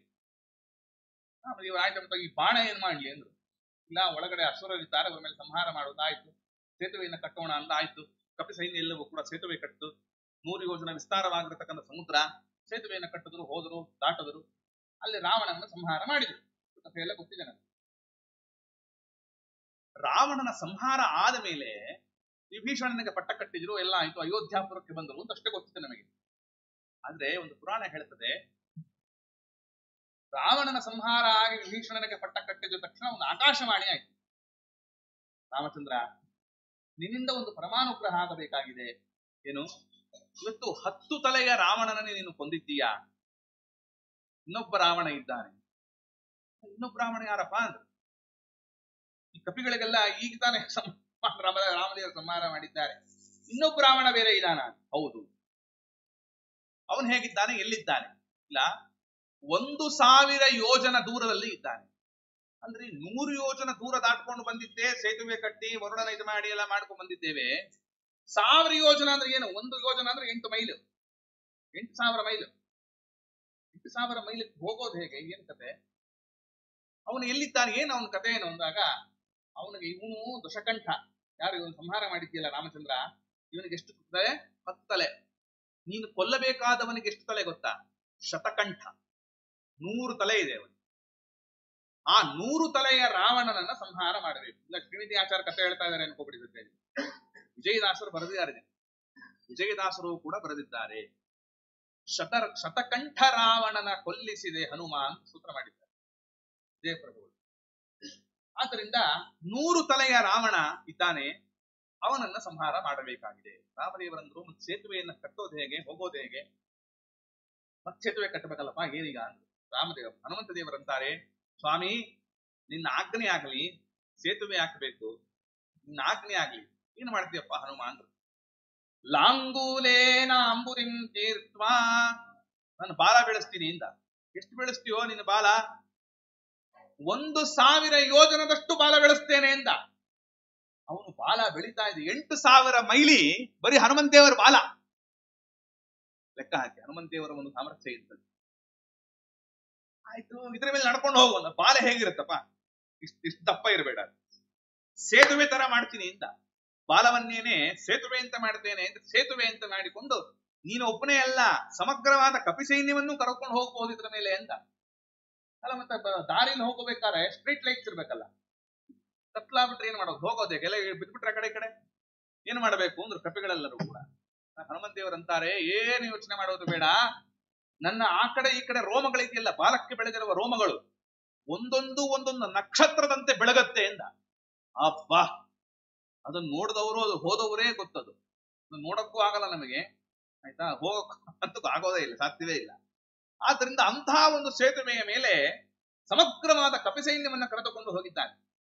ರಾಮದೇವರು ಮನಸ್ಸನ್ನು ಅನ್ಕೊಂಡ್ರು, ಈ ಶತಕಂಠ ರಾವಣ ಇದ್ದಾನಲ್ಲ, ಇವನನ್ನು ನಾನು ಸೀತಾಮ್ಮನವರಿಂದ ಸಂಹಾರ ಮಾಡಿಸ್ತೇನೆ. ಇವ್ ನನ್ನ ಮುಂದೆ ಏನು ಹೀನ, ಇವನು ನೀಚ. ಆದ್ದರಿಂದ ಇವನನ್ನು ನಾನು ಯಾರಿಂದ ಮಾಡಿಸ್ತೇನೆ? ಸೀತಾಮ್ಮನವರಿಂದ ಮಾಡಿಸ್ತೇನೆ ಅಂತ ಮನಸ್ಸಲ್ಲಿ ಸಂಕಲ್ಪವನ್ನ ಮಾಡಿದ. ಸರಿ, 1000 ಯೋಜನ ದೂರ ಮುಟ್ಟಿದ್ರು. ಹನುಮಂತೇವರು ಕೂಡ ಬಂದ್ರು ಆ ಕಡೆ ಹಾರ್ಕೊಂಡು. ಬಂದವರೇನೆ, ಯುದ್ಧ ಪ್ರಾರಂಭ ಆಯ್ತು. ಘೋರವಾದ ಯುದ್ಧ. 100 ತಲೆ ಅವನಿಗೆ, ಒಂದಲ್ಲ ಎರಡಲ್ಲ 100 ತಲೆ ಸೇರ್ಕೊಂಡ್ಬಿಟ್ಟಿದೆ. ರಾಮದೇವರು ಒಂದು ಬಾಣ ಬಿಟ್ರೆ ಶತಕಂಠ ರಾವಣನ ಮೇಲೆ, ಅವನು ಒಂದು ರಕ್ತ ಕೆಳಗೆ ಬೀಳಬೇಕು. ರಕ್ತಬೀಜಾಸುರನ ಕಥೆ ಗೊತ್ತಿದೆಯಲ್ಲ, ಒಂದು ರಕ್ತ ಕೆಳಗೆ ಬೀಳಬೇಕು ಶತಕಂಠ ರಾವಣನದ್ದು. ಒಂದು ರಕ್ತದ ಹನಿ ಕೆಳಗೆ ಬಿದ್ರೆ ಒಬ್ಬ ಶತಕಂಠ ರಾವಣ ಹುಡ್ತಾ ಇದ್ದ. ಮತ್ತೆ ಹಾಗೆ ಎಷ್ಟು ರಕ್ತದ ಬಿಂದುಗಳು ಬಿದ್ದಿದೆಯೋ ಹಾಗೆ ಸಾವಿರಾರು ಶತಕಂಠ ರಾವಣರು ಹುಟ್ಟಿದ್ದಾರೆ. ಎಲ್ಲಿ ನೋಡಿದ್ರು 100 ಕಂಠದ ರಾವಣ, 100 ಕಂಠದ ರಾವಣ, ಎಲ್ಲಿ ನೋಡಿದ್ರು ಬರೀ ಅವನೇ. ಏನ್ ಮಾಡ್ಬೇಕೀಗ? ಆಗ ಹನುಮಂತ ದೇವರಂದ್ರು, ಸ್ವಾಮಿ ನಿನ್ನ ಅನುಗ್ರಹ ಆಗಲಿ. ಇನ್ನು ಮತ್ತೆ ತಥಾಸ್ತು ಅಂತಾರೆ ರಾಮದೇವರು. ಯೋಚನೆ ಮಾಡಬೇಡ, ಅನಿರುದ್ಧ ಪ್ರದ್ಯುಮ್ನ ಸಂಕರ್ಷಣ ವಾಸುದೇವ ನಾರಾಯಣ ರೂಪಗಳನ್ನು ಚಿಂತನೆ ಮಾಡು, ನಿನಗೆ ಅನುಗ್ರಹವಾಗುತ್ತೆ ಅಂತ ಈ ಪ್ರಕಾರ ಭಗವಂತ ಅನುಗ್ರಹವನ್ನ ಮಾಡೋಣ ಹನುಮಂತ ದೇವರಿಗೆ. ಆ ಕಾಲದಲ್ಲಿ ವಾನರಂ ಮುಖಮೇಕಂತು ದ್ವಿತೀಯಂ ಸಿಂಹವಕ್ತ್ರಕಂ ತೃತೀಯಂ ಗಾರುಡಂ ವಕ್ತ್ರಂ ಚತುರ್ಥಂ ಸೂಕರಂ ಮುಖಂ ಹಯಾನನಂ ಪಂಚಮಂ ಚ ಅಪ್ಪೇಜತ್ ನಯನೈಸ್ತ್ರಿಭಿಃ. ಆಯ್ತಾ? ದಶಬಾಹು ಸಮೋಪೇತಂ ದಶಾಯುಧ ಸಮನ್ವಿತಂ ತಥಾ ಪ್ರಭೃತಿ ಕಥಿತಃ ಪಂಚಾಸ್ಯೋ ಹನುಮಾನಿತಿ. ಪೂರ್ವ ಮುಖದಲ್ಲಿ ಕಪಿಮುಖ, ಬಲಭಾಗದಲ್ಲಿ ಆಯಾವ ನರಸಿಂಹಮುಖ ಸಿಂಹಮುಖ, ಹಿಂಭಾಗದಲ್ಲಿ ಗರುಡ ಮುಖ, ಈ ಕಡೆ ಎಡಭಾಗದಲ್ಲಿ ವರಾಹಮುಖ, ಮೇಲ್ಭಾಗದಲ್ಲಿ ಹಯಗ್ರೀವ ಮುಖ. ಈಗ ಪಂಚಮುಖಗಳನ್ನು ಸ್ವೀಕಾರ ಮಾಡಿದ. ಸ್ವೀಕಾರ ಮಾಡಿದ್ದಷ್ಟೇ ಅಲ್ಲ, ಮುಂದೆ ಹೇಳ್ತಾರೆ ನೋಡಿ. ಈಗ ಒಂದೊಂದು ಮುಖಕ್ಕೂ ಮೂರು ಕಣ್ಣು, ಮೂರು ಕಣ್ಣು, 5 ಮುಖ, 10 ಆಯುಧಗಳು. ಇದನ್ನು ಸ್ವೀಕಾರ ಮಾಡಿ ಶತಾನನಾನಾಂ ಸರ್ವೇಷಾಂ ಯಾವಂತಿ ವದನಾನಿ ವೈ. ಶತಕಂಠ ರಾವಣ ಎಷ್ಟು ರೂಪವನ್ನ ಸ್ವೀಕಾರ ಮಾಡಿದ್ದನೋ ಜಗತ್ತಿನಲ್ಲಿ, ಅಷ್ಟೂ ರೂಪವನ್ನು ಕೂಡ ಹನುಮಂತ ದೇವರು ಸ್ವೀಕಾರ ಮಾಡಿ. ಪಂಚಮುಖಿ ಪ್ರಾಣದೇವರು, ಅಲ್ಲಿ ನೋಡಿದ್ರೆ ಪಂಚಮುಖಿ ಪ್ರಾಣದೇವರು, ಇಲ್ಲಿ ನೋಡಿದ್ರೆ ಪಂಚಮುಖಿ, ಅಲ್ಲಿ ನೋಡಿದ್ರೆ ಪಂಚಮುಖಿ, ಇಲ್ಲಿ ನೋಡಿದ್ರು, ಎಲ್ಲಿ ನೋಡಿದ್ರು ಪಂಚಮುಖಿ ಪ್ರಾಣದೇವರು. ಒಂದು ತಲೆ ಕೆಟ್ಟೋಯ್ತು. ನಾನು 10 ತಲೆಯ ರಾವಣ, 3 ತಲೆಯ ರಾವಣ, ಇವತ್ತು ನೀನು 5 ತಲೆಯ ಪಂಚಮುಖದ ಹನುಮಂತನಾಗಿ ಎಲ್ಲ ಕಡೆಯಲ್ಲಿ ಪ್ರಕಟನಾಗಿ ಏನ್ ಮಾಡ್ತಾ ಇದ್ದಾನೆ ಗೊತ್ತಾ? ತಾವಂತೋ ಪಂಚವದನ ಭೂಮ ಕಪಿಕುಂಜರ ಅಂತಾನೆ. ಪೀಡಯಾಮಾಸತಂ ವೀರ್ಯಂ ವೀರಂ ಶತಾಸ್ಯಂ ಮುಷ್ಟಿಘಟ್ಟನೈ. ಅವನು ಹಲ್ಲು ಕಚ್ಚಿ ನಮ್ಮ ಹನುಮಂತ ದೇವರ ಒಂದು ಕೊಟ್ಟ ನೋಡಿ. ಆ ಶತಕಂಠ ರಾವಣ ಒಬ್ಬೊಬ್ಬನಿಗೂ ಒಂದೊಂದು ಕೊಟ್ಟ. ಎಷ್ಟು ಜನ ಇದ್ರಲ್ಲ, ಒಬ್ಬೊಬ್ಬನಿಗೂ ಒಂದೊಂದು ಕೊಟ್ಟ. ಎಲ್ಲ ರಕ್ತದ ವಾಂತಿ ಮಾಡಿಕೊಂಡ್ರು ಎಲ್ಲರೂ ಕೂಡ. ಆದ್ದರಿಂದ ಮುಷ್ಟಿಘಟ್ಟನೈ ಪುನಃ ಚೂರ್ಣೀಕೃತಂ ತಚ್ಚ ಪಾದದ್ವಯ ಪ್ರಘಟ್ಟನೈ. ಅವನ ಕೆಳಗೆ ಹಾಕಿ ಈ ಚಿರೋಟಿ ಮಾಡ್ಬೇಕಾದ್ರೆ ಕೊಡ್ತಾರಲ್ಲ, ಈಗ ಕುಟ್ಟದಷ್ಟು ಚೆನ್ನಾಗಿ ಬರುತ್ತದು, ಅದೋ ಇಲ್ಲ, ಆಗ ಅವನ ತಲೆ ತುಳಿದಾಟ್ಬಿಟ್ಟ ಅವನನ್ನ. ಚೂರ್ಣೀಕೃತಂ ತಚ್ಚ ಪಾದದ್ವಯ ಪ್ರಘಟ್ಟನೈ ಪ್ರಹೃಷ್ಟೋ ಹನುಮಾನಶ್ಚೈವ ದುಷ್ಟಾವರಘುನಂದನಂ. ರಾಮದೇವರ ಸಂತೋಷ ಆಯ್ತು. ನನ್ನ ಭಕ್ತ ಅಂದ್ರೆ ನೀನೇನಪ್ಪ. ಈ ಪ್ರಕಾರವಾಗಿ ಅವನೆಲ್ಲವನ್ನೂ ಕೂಡ ತುಳಿದು ಹಾಕಿ ಮಾಡ್ತಾ ಇದ್ದಾನೆ. ಈ ರೂಪ ಇದೆಯಲ್ಲ, ಹಲ್ಲು ಕಚ್ಚಿದ್ದು, 3 ಕಣ್ಣುಗಳು ಇರೋದು, ಆಯುಧಗಳನ್ನು ಧಾರಣೆ ಮಾಡಿದ್ದು, 5 ಮುಖಗಳು ಇರೋದು, ಇದನ್ನ ಪಾಂಡವರು ಪೂಜೆ ಮಾಡಿದ್ರು. ಇದೇ ಪ್ರತೀಕವನ್ನ, ಇದು ಹೇಗಿದೆಯೋ ನಾನು ಏನು ವರ್ಣನೆ ಮಾಡಿದ್ನಲ್ಲ, ಇಲ್ಲೇನು ಪುರಾಣದಲ್ಲಿ ವರ್ಣನೆ ಮಾಡಿದ್ದಾರಲ್ಲ, ಸೇಮ್ ಡಿಟ್ಟೋರಿ. ಇದೇನು ಶ್ಲೋಕ ಇದೆ ಹಾಗೆ. ಅವನ ಅಸುರ ಕೆಳಗೆ ಇದ್ದಾನೆ, 3 ಕಣ್ಣುಗಳಿದೆ, 5 ಮುಖಗಳಿದೆ, ಕಿರೀಟ, 10 ಆಯುಧಗಳು. ಏನು ಅವನು ಉಗುರುಗಳು ಕಾಣುತ್ತೆ ಇವತ್ತು ಪ್ರತಿಮೆಯಲ್ಲಿ. ಇಲ್ಲೆಲ್ಲ ಪೂಜೆ ಆಗಿದೆ ವಿಜಯನಗರ ಮಾತು ಸಂಘದಲ್ಲಿ. ಆದ್ರಿಂದ ಅಂತಹ ಅದ್ಭುತವಾದ ಪಾಂಡವ ಪ್ರಧಾನಿತವಾಗಿರ್ತಕ್ಕಂತಹ ಪಂಚಮುಖಿ ಪ್ರಾಣದೇವರು ನಮ್ಮ ಅಪ್ಪ ಅವರಿಗೆ ಒಲಿದು ಬರತಕ್ಕಂಥವರಾದರೂ, ಇವತ್ತಿಗೂ ಕೂಡ ಇಬ್ರಾಹಿಂಪುರದ ಅಪ್ಪ ಅವರ ಕಟ್ಟೆಯಲ್ಲಿ ಅದೇ ರೀತಿಯಾಗಿರ್ತಕ್ಕಂಥ ಶುದ್ಧ ಕ್ರಮದಿಂದ ಪೂಜೆಯನ್ನು ಆರಾಧನೆಯನ್ನು ಮಾಡಿಕೊಂಡು ಬರ್ತಾ ಇದ್ದಾರೆ. ಅಂದ್ರೆ ಅಷ್ಟು ಆ ಪ್ರಾಣದೇವರ ಒಂದು ವೈಭವ ಅನ್ನತಕ್ಕಂಥದ್ದು ಏನಾಯ್ತು. ಈಗ ನೋಡಿ, ರಾಯರು ಏನೇನು ಮಾಡಿ ತೋರಿಸಿದ್ದಾರೋ ಇನ್ನು ಅಪ್ಪ ಅವರಲ್ಲಿ ನೋಡ್ಬೋದು. ರಾಯರು ಪಂಚಮುಖಿ ಪ್ರಾಣದೇವರ ಉಪಾಸಕರು, ಹೌದಾ ಇಲ್ಲ? ಗಾಣದಾಳ ಪಂಚಮುಖಿ ಪ್ರಾಣದೇವರ ಉಪಾಸಕರು, ಅಪ್ಪ ಅವರು ಪಂಚಮುಖಿ ಪ್ರಾಣದೇವರ ಉಪಾಸಕರು. ರಾಯರದ್ದು ಶ್ರಾವಣ ಕೃಷ್ಣ ಪಕ್ಷದಲ್ಲಿ ಪಾಡ್ಯ ಆರಾಧನೆ, ಇವರದ್ದು ಶ್ರಾವಣ ಶುಕ್ಲ ಪಕ್ಷದ ತೃತೀಯ ಆರಾಧನೆ. ರಾಯರದ್ದು ನಂಜನಗೂಡಿನಲ್ಲಿ ಒಂದು ಪ್ರತೀಕ ಇದೆ, ನೋಡಿದ್ದೀರಾ? ಅದೇ ತರಹದ ಪ್ರತೀಕ ಇಬ್ರಾಹಿಂಪುರದಲ್ಲಿ ಅಪ್ಪ ಅವರ ಪ್ರತೀಕ ಇದೆ. ಅಂದ್ರೆ ರಾಯರು ಏನು ಮಾಡ್ತಾರೋ ಬಿಂಬ ಪ್ರತಿಬಿಂಬ, ಅದರಂತೆ ಅಷ್ಟು ಭಕ್ತರು ನಮ್ಮ ಅಪ್ಪ ಅವರು. ಇದೆಲ್ಲ ಆಯ್ತು, ಪಂಚಮುಖಿ ಪ್ರಾಣದೇವರು ಬಂದ್ರು, ಅವನನ್ನ ಕುಟ್ಟಿದ್ರು, ಮಾಡಿದ್ರು, ಸಂಹಾರ ಆಗಬೇಕಲ್ಲಪ್ಪ. ಒಂದು ರಾಮದೇವರು ಏನ್ ಮಾಡಿದ್ರು, ರೆಸ್ಟ್ ತಗೋತೇನೆ ನಾನು ಅಂತ ಕಣ್ಮುಚ್ಕೊಂಡ್ಬಿಡ್ತೀನಿ, ಮೂರ್ಛೆ ಹೋಗ್ಬಿಡ್ತೀನಿ ಅಂತ. ಯಾಕಂದ್ರೆ ಸೀತಾಮ್ಮನವ್ರ ಕೈಲಿ ಆಗ್ಬೇಕಲ್ಲ ಅದು ಕೆಲಸ. ಸೀತಾ ನೀನ್ ಮಾಡವನನ್ನ ಅಂತ ಈ ನರಕಾಸುರನ ಸಂಹಾರ ಮಾಡಬೇಕಾದ್ರೂ ಕೂಡ ಕೃಷ್ಣ ಪರಮಾತ್ಮ ಹಾಗೆ ಮಾಡ್ದ, ನಾಟಕ ತೋರಿಸ್ದ. ಜನ ಎಲ್ಲ ಏನ್ ಅನ್ಕೋಬೇಕು, ರಾಮ್ ದೇವ್ರಿಗೇನ್ ಕೈ, ನಮ್ಮ ಕೈಲಿ ಆನಾಗಲ್ಲದೆ ಅನ್ಕೋಬೇಕು. ಬರೀ ಅವನು 10 ತಲೆ ರಾವಣನ್ ಮಾತ್ರ ಕೊಲ್ಲಕ್ಕಾಗೋದು, 3 ತಲೆವನ್ನೆಲ್ಲ ಆಗಲ್ಲ ಅವನಿಗೆ. ಅಲ್ಲದೆ ರಾಮ್ ದೇವರ ಭಕ್ತನೇ ಕುಟಾಕಿದಾನ ಅವನ್ನ, ಹನುಮಂತ ದೇವರು. ಅಂದ್ರೆ ಇವ್ರೇನ್ ಮಾಡಿದ್ರು, ರೆಸ್ಟ್ ತಗೊಂಡ್ರು ರಾಮದೇವರು. ಸೀತಾಮ್ಮನವರು ಏನ್ ಮಾಡ್ತಾರೆ, ಸೀತಾಮ್ಮನವರನ್ನ ತಾನು ತಲೆಯ ಮೇಲೆ ಕೂಡಿಸಿಕೊಂಡು ಪಂಚಮುಖಿ ಪ್ರಾಣದೇವರು ಆ ಯಾವ ಶತಕಂಠ ರಾವಣನ್ನ ಸಂಹಾರ ಮಾಡಿಸ್ತಕ್ಕಂಥವರಾದರು. ಇಷ್ಟು ಕಥೆಯನ್ನ ಪುರಾಣದಲ್ಲಿ ಹೇಳ್ತಕ್ಕಂತಹವರಾಗುತ್ತಾರೆ. ಜಾನಕಿ ಕೃತಯಂ ಜ್ಞಾತ್ವಾ ತಾಂ ಪ್ರಿಯಾಂ ಯುದ್ಧ ಕರ್ಮಣಿ ಸಂಯೋಜ್ಯ ಮಧುರಂ ವಾಕ್ಯಂ ಅಬ್ರಮೀತ್ ರಾವಣಾಂತಕಃ ತವವಧ್ಯ ಹಿ ದೈತ್ಯೇಂದ್ರ ಕುರು ಯುದ್ಧಂ ವರಾನನೆ. ಈ ಪ್ರಕಾರ ಆ ಯಾವ ಅಸುರನನ್ನ ಸಂಹಾರ ಮಾಡಿಸ್ತಕ್ಕಂಥವರಾದರು ಅಂತ ಚರಿತ್ರೆ ನಮಗೆ ತಿಳಿಸಿಕೊಡುತ್ತದೆ. ಅಪ್ಪ ಅವರ ಒಂದು ಅದ್ಭುತವಾದ ಶಕ್ತಿ ಎಂಥದ್ದು ಅನ್ನುವುದನ್ನ ಗುರು ಇಂದಿರೇಶದಾಸರು ದಾಖಲೆ ಮಾಡಿದ್ದಾರೆ. ಗುರು ಇಂದಿರೇಶದಾಸರು ಅದನ್ನ ದಾಖಲೆ ಮಾಡ್ತಾರೆ. ಏನು ಅಂತಂದ್ರೆ, ಕಲ್ಲು ಕನಕವ ಮಾಡುವರು. ಅಪ್ಪ ಅವರ ಸಾಮರ್ಥ್ಯ. ಕಲ್ಲು ಕನಕವ ಮಾಡುವರು, ಮೃದು ಮಲ್ಲಿಗೆಯ ಮೇಲೆ ಅದ್ರಿಭಾರವ ನಿಲ್ಲಿಸುವರು, ಜಲವ ಕಡೆದು ಬೆಣ್ಣೆಯನಲ್ಲಿ ತೆಗೆಯುವರು. ಏನು ಅಪ್ಪ ಅವರ ಮಹಿಮೆ. ಒಳ್ಳೆ ಸಿಕಟವ ಪೀಡಿಸುತ್ತದರಲ್ಲಿ ತೈಲವ ತೆಗೆಯಬಲ್ಲರು, ಬಲ್ಲಿರುವ ಪ್ರಾಜ್ಞರಿಗೆ ಅಸಾಧ್ಯಗಳಿಲ್ಲ ಜಗದೊಳಗೆ. ಕಲ್ಲು ತಗೊಂಬಾರೋ ಅಂದ್ರೆ ಆ ಕಲ್ಲು ಮುಟ್ಟಿದ್ರು ಸಾಕು ಅಪ್ಪ ಅವರು ಬಂಗಾರ ಆಗಿಬಿಡ್ತಿತ್ತು ಅಂತ. ಇವಾಗ ಅಪ್ಪ ಅವರಿದ್ದು ಎಷ್ಟೋ ಒಂದು 20 ಕಲ್ಲು ತಗೊಂಡ್ಬಂದು ಬಂಗಾರದ ಗಟ್ಟಿ ಇಟ್ಕೊಂಡ್ಬಿಡ್ಬೋದು. ಹಂಗೆಲ್ಲ ಮಾಡಕ್ಕಾಗಲ್ಲ ಸದ್ಯ. ಅದೇನಾಯ್ತು, ಒಮ್ಮೆ ಇದಕ್ಕೊಂದು ಕಥೆ ಹೇಳ್ತೇನೆ ನೋಡಿ. ಜಮ್ಮಖಂಡಿ ವಾದಿರಾಜಾಚಾರ್ಯರು ಅಂತ ದೊಡ್ಡ ಜ್ಞಾನಿಗಳು. ಅವರೇನ್ ಮಾಡಿದ್ರು, ಒಮ್ಮೆ ಹೀಗೆ ಬದರಿ ಯಾತ್ರೆಗೆ ಹೋದಾಗ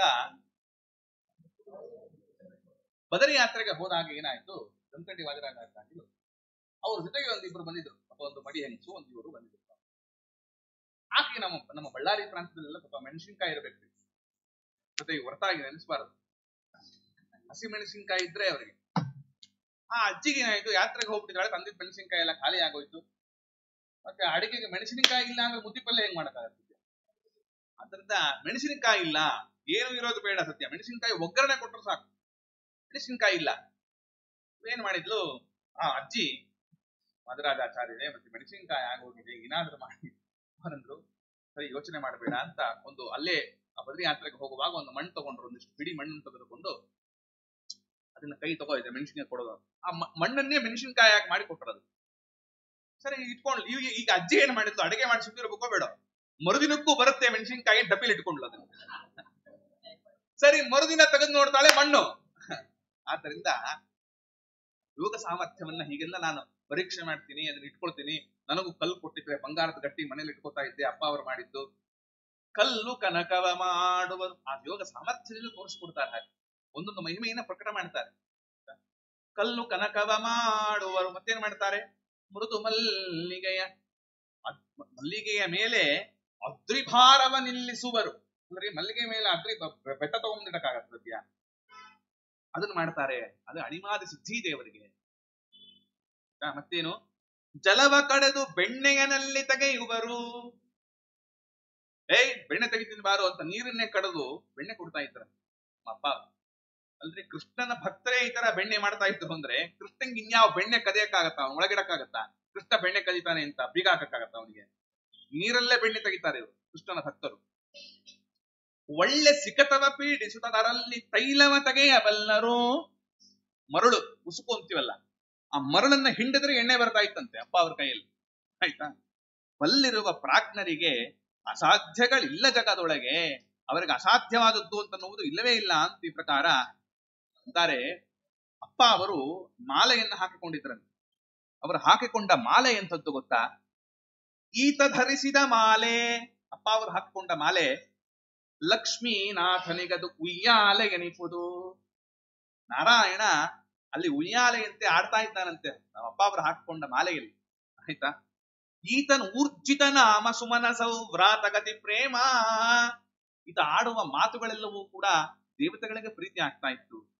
ಈತ ಮಾಡಿದ ಕೃತ್ಯ ಸಂತತ ಮಾತರಿಶ್ವನ ಮನಕ್ಕೆ ಸಮ್ಮತ. ಆತ ಮಾಡುವ ಪ್ರತಿಯೊಂದು ಕೆಲಸವೂ ಕೂಡ, ಅಪ್ಪ ಅವರು ಮಾಡುವ ಕೆಲಸ ಮಾತರಿಶ್ವನಾಮಕನಾಗಿರ್ತಕ್ಕಂಥ ವಾಯುದೇವರಿಗೆ ಅತ್ಯಂತ ಪ್ರೀತವಾದದ್ದು. ಈತ ನಡಿಗಳ ಧ್ಯಾನ ಸುಖವಿನ್ಯಾತಕ ಅನುಮಾನ. ಅನುಮಾನ ಯಾತಕ್ಕೆ ಈ ಪ್ರಕಾರ ಅವರನ್ನು ಸ್ತೋತ್ರ ಮಾಡ್ತಾ ಇದ್ದಾರೆ. ಹೀಗೆ ಒಮ್ಮೆ ಅಪ್ಪ ಅವರ ಸ್ಮರಣೆಯಿಂದ ಒಬ್ಬರ ಮನೆಯಲ್ಲಿ ಏನಾಗಿತ್ತು ಅಂತಂದ್ರೆ, ಪಾಪ ಅವನಿಗೊಂದು ಊಟ ಮಾಡೋದನ್ನ, ಅಡಿಗೆ ಅನ್ನ ನೋಡಿದ್ರೆ ಅವನಿಗೆ ಹುಳ ತರ ಕಾಣ್ತಾ ಇತ್ತು. ಪಾಪ ಆ ಹುಳ ತರ ಕಾಣುವಾಗ ಅಪ್ಪ ಅವರ ಹೇಳ್ತಾರೆ, ಈಗ ಓದನವೇ ಕ್ರಿಮಿಯಾಗಿ ತೋರುತ್ತಾ. ಊಟ ಬಡಿಸ್ಕೋಬೇಕು, ಊಟ ಬಡಿಸ್ಕೊಂಡು ಊಟ ಮಾಡಬೇಕು ಅಂದ್ರೆ ಹುಳದ ತರ ಕಾಣ್ತಾ ಇದೆ. ಏನ್ ಮಾಡ್ಬೇಕೀಗ?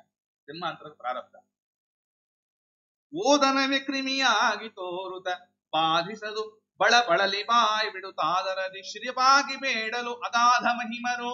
ಸ್ವಾಮಿ, ಇಂಥ ಒಂದು ದುಸ್ಥಿತಿ ಬಂದಿದೆ ನನಗೆ ಅಂತ ಪ್ರಾರ್ಥನೆ ಮಾಡಿದಾಗ ಪಾದ ಪದುಮವ ಭಜಿಸುತ್ತ ಅನುದಿನ ಸಾಧಿಸಿದ ಉಚ್ಚಿಷ್ಟದಿಂದಲೇ ವ್ಯಾಧಿಯನ್ನು ಪರಿಹರಿಸಿ ಸಲಹಿದ ಸಾಧು ಸಜ್ಜನರ. ಅಪ್ಪ ಅವರು ಊಟ ಮಾಡಿದ ಎಲೆಗಲ್ಲಿನ ಉಚ್ಚಿಷ್ಟವನ್ನ ತಿಂದ ಮಾತ್ರದಿಂದಲೇನೆ ಮುಂದಿನ ತಿನ್ನು ಅಂದ್ರು ಅಪ್ಪ ಅವರು. ತಿಂದ ಮಾತ್ರ ಗುರೋಹ ಉಚ್ಚಿಷ್ಟಂ ಕುಂಜೀಕ ಅಪಸ್ತಂಭ ಸೂತ್ರ. ಇಲ್ಲ ಹಸ್ತೋದಕ ತಗೋಬಾರದು, ಅದು ತಗೋಬಾರದು ಅಂದ್ರೆ ರಾಯರ ಭಕ್ತರು ಉಚ್ಚಿಷ್ಟವನ್ನ ಸ್ವೀಕಾರ ಮಾಡಿದ್ದಕ್ಕೇನೆ ಆಯ್ತಾ ಆ ರೋಗ ಅನ್ನತಕ್ಕಂಥದ್ದು. ಯಾವ ರೋಗ? ಊಟ ಮಾಡತಕ್ಕಂತಹ ಅನ್ನ ಹುಳದಂತೆ ಕಾಣತಕ್ಕಂಥ ರೋಗ ಪರಿಹಾರ ಆಯ್ತು. ನಾನಿವತ್ತು ಹಸ್ತೋದಕ ತಗೊಳ್ಳಲ್ಲ ಅಂತಂದ್ರೆ ಊಟ ಮಾಡುವ ಅನ್ನ ಒಳಗ್ ಹೋದ್ಮೇಲೆ ಅದು ಕ್ರಿಮಿಯಾಗಿ ಕಾಡುತ್ತೆ ಅಂತ ಇನ್ನೇನಿಲ್ಲ ಮತ್ತೀಗ. ಆದ್ದರಿಂದ ಓದನವೇ ಕ್ರಿಮಿಯಾಗಿ ತೋರುತ ಬಾಧಿಸದು ಬಳಲಿ ಬಾಯಿ ಬಿಡುತ್ತಾದರೆ ಶಿರಪಾಗಿ ಬೇಡಲು ಅಗಾಧ ಮಹಿಮರು ಪಾದ ಪದುಮವ ಭಜಿಸುತ್ತ ಅನುದಿನ ಸಾಧಿಸಿದರು ಅಂತ ಹೇಳ್ತಾರೆ. ಇನ್ನೊಂದು ಹೇಳ್ತಾ ಹೋದ್ರೆ ಹೇಳ್ತಾನೆ ಇರ್ತೀನಿ ನಾನು ಅಪ್ಪ ಅವರ ಚರಿತ್ರೆ. ಒಂದು ಕಥೆಯನ್ನು ಹೇಳೋಣ. ಕಲಿಮಲಾಪಹರಣಿ ಪಗುರುಗಳ ಕೊಳೆವ ಗಾತ್ರದ ಮುರುವ ಪೂಜಿಸಿ ಕೆಲುವ ದಿನ ಪೋದ ಬಳಿಕ ಥಳಥಳಿಸುತ್ತಲೇ ಚೆಲುವ ಸಾಲಿಗ್ರಾಮವೆನಿಸಿತು. ಸ್ವಾಮಿ, ಏನೋ ಪೂಜೆ ಮಾಡಕ್ಕೆ ಏನು ಇಲ್ಲ ನಮ್ಮ ಮನೆಯಲ್ಲಿ ಆಯ್ತಾ, ನಮ್ಮ ಹಿರಿಯರು ಮಾಡಿರ್ತಕ್ಕಂತಹ ಪೆಟ್ಟಿಗೆ ಯಾರೋ ಕದ್ಕೊಂಡು ಹೊಟ್ಟೋದ್ರು ಅಥವಾ ಅನಾಚಾರಿಗಳಾಗಿ ಹೋದ್ರು, ಏನೋ ಒಂದು ಕಾರಣ. ನಮ್ಮ ತಾತ ಮುತ್ತಾತ ಅವರ ಕಾಲಕ್ಕಿತ್ತು, ಅವರ ಅಣ್ಣ ತಮ್ಮಂದ್ರು ದಾಯಾದಿಗಳ ಕಲಹ, ಏನೋ ನಾನಾ ತರಹದ ತೊಂದರೆಗಳಾಗಿ ಅನಾಚಾರಿಗಳಾಗಿ ಜೂಜು ಗೀಜು ಮೊದಲಾದವುಗಳನ್ನ ಮಾಡಿ ಏನೋ ಒಂದು ಪರಂಪರೆಯ ವಿಚ್ಛಿತ್ತಿಯಾಗಿ ಬಿಡ್ತದಲ್ಲ ಈಗ. ಆದ್ರಿಂದ ಅವತ್ತು ಪೂಜಾ ಕ್ರಮ ಅಂತಕ್ಕಂಥ ನಿಂತು ಹೋಯಿತು. ಮನೆಯಲ್ಲಿ ದೇವರ ಪೆಟ್ಟಿಗೆ ಇಲ್ಲ, ಒಂದು ಸಾಲಿಗ್ರಾಮ ಕೊಡಿ ಪ್ರಾರ್ಥನೆ ಮಾಡಿದಂತ ಒಬ್ಬ ವ್ಯಕ್ತಿ. ಅಪ್ಪ ಅವರನ್ನು ಯಾಕೆ ಯೋಚನೆ ಮಾಡ್ತೀಯೋ, ನಾನೇನು ತಂದಿಲ್ಲ ಈಗ ಪೆಟ್ಟಿಗೆ, ಆದ್ರೂ ನೀನು ಸಾಲಿಗ್ರಾಮ ಕೇಳ್ತಾ ಇದೀಯ, ಯೋಚನೆ ಮಾಡಬೇಡ. ಕಲಿಮಲಾಪಹರಣಿ ಪಗುರುಗಳ ಪೊಳೆವ ಗಾತ್ರದ ಮುರುವ ಪೂಜಿಸೆ. ಅವರು ಕಿವಿಗೆ ಹಾಕಿರ್ತಕ್ಕಂಥ ಒಂದು ಮುರುವನ್ನ ಕೊಟ್ಟರದು. ಇನ್ನೇ ಒಂದು ಪೆಟ್ಟಿಗೆಯಲ್ಲಿ ಇಟ್ಕೊಂಡು ಸಂಪುಷ್ಟದಲ್ಲಿ ಇಟ್ಕೊಂಡು ಪೂಜೆ ಮಾಡ್ತಾ ಬಾ. ಅದಕ್ಕೆ ಸಂಪುಷ್ಟ ತೆಗೆಯಕ್ ಹೋಗ್ಬೇಡ, ಸಂಪುಷ್ಟದಲ್ಲಿ ಇಟ್ಕೋ. ಅದಕ್ಕೆ ಸಹಸ್ರ ಶೀರ್ಷ ಪುರುಷ ಅಲ್ಲ ಸ್ವಾಮಿ, ನೀವು ಮುರುವಲ್ಲ ಹಾಕೊಂಡಿರೋದು ತಗೊಂಡು ನಾನೇನ್ ಮಾಡ್ಲಿ ಇಂದ, ನೀನ್ ಪೂಜೆ ಮಾಡೋ ಅಂದ್ರು. ಮಾಡಿದಾಗ ಚೆಲುವ ಸಾಲಿಗ್ರಾಮವೆನಿಸಿತು. ಸ್ವಲ್ಪ ದಿನ ಆದ್ಮೇಲೆ ತೆಗೆದು ನೋಡ್ತಾನೆ ಸಾಲಿಗ್ರಾಮ ಅದು ಆಯ್ತಾ. ತಿಳಿಗದಿವರ ಉತ್ಕೃಷ್ಟ ಮಹಿಮೆಯ ಜಲರು ಹೇ ಕ್ಷಣ ತಾನೇ ಬಲ್ಲನು ಇಳೆಯೊಳಚ್ಚರಿಯ. ಇವರ ಮಹಿಮೆ ಎನ್ನತಕ್ಕಂಥದ್ದು ಎಲ್ಲರಿಗೂ ತಿಳಿತಕ್ಕಂಥದ್ದಲ್ಲ ಅಂತಂತಾರಿಂತಹ ಅಪ್ಪ ಅವರು. ಎಂಥ ಮಹಾನುಭಾವರು ಅಂತಂದ್ರೆ, ಜಗನ್ನಾಥದಾಸರ ಕುಟುಂಬ, ಅಪ್ಪ ಅವರ ತಾಯಿ, ಅಕ್ಕ ತಂಗಿರು. ಅಂದ್ರೆ ಏನಾಯ್ತು ಈಗ, ಜಗನ್ನಾಥದಾಸರು ಏನಾದ್ರು ದೊಡ್ಡಪ್ಪ. ಹರಿಕಥಾಮೃತ ಸಾರವನ್ನು ಹೇಳಿರ್ತಕ್ಕಂತಹ ಹರಪನಹಳ್ಳಿಯಲ್ಲಿ ಅನೇಕ ದಿನಗಳ ಕಾಲ ಒಂದು ವಾದಿರಾಜ ಮಠ ಇದೆ. ಹರಪನಹಳ್ಳಿ ಹಂಸಾರೂಢನಾಗಿರ್ತಕ್ಕಂತಹ ವಾದಿರಾಜರು ಜಗನ್ನಾಥದಾಸರು ಪೂಜೆ ಮಾಡಿದ ಅಂದ್ರೆ ಜಗನ್ನಾಥದಾಸರಿಗಿಂತಲೂ ಕೂಡ ಪ್ರಾಚೀನ ಕಾಲದಿಂದ ಇರ್ತಕ್ಕಂತಹ ಒಂದು ವಾದಿರಾಜರ ವೃಂದಾವನ. ಅಲ್ಲೆಲ್ಲ ಇವರು ಪೂಜೆ ಮಾಡಿರ್ತಕ್ಕಂಥದ್ದು ದೊಡ್ಡ ಚರಿತ್ರೆ ಇದೆ. ಮತ್ತೀಗ ಅದನ್ನೇ ಹೇಳ್ತಾ ಹೋದ್ರೆ ಒಂದು ದೊಡ್ಡ ಚರಿತ್ರೆ ಆಗತ್ತೆ. ಅಪ್ಪ ಅವರು ಜಗನ್ನಾಥದಾಸರಿಗೂ ಇಷ್ಟು ಸಂಬಂಧ ಇದೆ. ಇಂತಹ ಮಹಾನುಭಾವರನ್ನ ಪಡೆದಿರತಕ್ಕಂತಹ ಮಾಧ್ವ ಸಮಾಜ ನಿಜವಾಗಲೂ ಜೀವನದಲ್ಲಿ ನಾವು ಒಮ್ಮೆಯಾದರೂ ಮಂತ್ರಾಲಯಕ್ಕೆ ಹೋಗ್ತೀವಿ. ಇಲ್ಲ ಮಂತ್ರಾಲಯಕ್ಕೆ ಹೋಗದೇ ಇರೋರು ಯಾರಿದ್ದಾರೆ ಸದ್ಯ? ದಿನದಿನಕ್ಕಿಲ್ಲಿ ನೂತನ ಉತ್ಸವಗಳಾಗುವವು, ದಿನದಿನಕ್ಕಿಲ್ಲಿ ನೂತನ ವಾರ್ತೆಗಳಾಗುವವು. ನೀವು ಮಂತ್ರಾಲಯ ಶನಿವಾರ ಭಾನುವಾರ ಹೋದ್ರೆ ಗೊತ್ತಾಗತ್ತೆ. ಈಗ ತಿರುಪತಿ ತರ ಆಗ್ಬಿಟ್ಟಿದೆ ಅದು. ಅಂದ್ರೆ ಗೋಪಾಲದಾಸರು ಮುಂದಾಗುವ ಭವಿಷ್ಯವನ್ನು ಹೇಗೆ ಹೇಳಿದ್ರು, ಅದು ಏನೋ ಕಥೆಯೋ ಗೊತ್ತೇ ಇಲ್ಲ. ಮುಂದಾಗುವ ದಿನದಿನಕ್ಕಿಲ್ಲಿ ನೂತನ ವಾರ್ತೆಗಳಾಗುವವು, ದಿನದಿನಕ್ಕಿಲ್ಲಿ ನೂತನ ಉತ್ಸವಗಳಾಗುವವು. ಏನು ಬರ್ತಾ ಇದ್ದಾರೆ ಸಮುದ್ರದೋಪಾದಿ ಜನಗಳು. ನಾವು ಕೂಡ ಮಂತ್ರಾಲಯ ಕ್ಷೇತ್ರಕ್ಕೆ ಹೋದಾಗ, ಮಂತ್ರಸಿದ್ಧಿಯ ಕ್ಷೇತ್ರ, ನಮ್ಮ ರಾಯರು ಕೂತಿದ್ದಾರೆ, ವಾದೀಂದ್ರ ತೀರ್ಥರು ಕೂತಿದ್ದಾರೆ, ಮಹಾಪ್ರಭುಗಳು. ಅಲ್ಲಿಗೆ ಹೋದಾಗ ಅಪ್ಪ ಅವರ ಕಟ್ಟೆಗೆ ಹೋಗಿ ಬರೋಣ. ಆ ಅಪ್ಪ ಅವರ ಸನ್ನಿಧಾನದಲ್ಲಿ ನಮ್ಮ ಸೇವಾ ಸಮರ್ಪಣೆಯನ್ನು ಮಾಡತಕ್ಕಂತಹವರಾಗೋಣ. ಒಂದೇನಗೆ ಮಕ್ಕಳನ್ನು ಕೊಡ್ತಾರೆ ಆಯ್ತಾ, ಕುಷ್ಠಾದಿ ರೋಗಗಳನ್ನ ಪರಿಹಾರ ಮಾಡ್ತಾರೆ. ಅವರು ದಶಾಂಗದ ಧೂಪವನ್ನು ಹಾಕಿ ಪೂಜೆ ಮಾಡಿದರೆ ಧೂಪಾದಿಗಳಿಂದಲೇ, ಧೂಪಾಂಗಾರದಿಂದಲೇ ಅನೇಕ ರೋಗಗಳನ್ನ ಪರಿಹಾರ ಮಾಡಿದ್ದಾರೆ.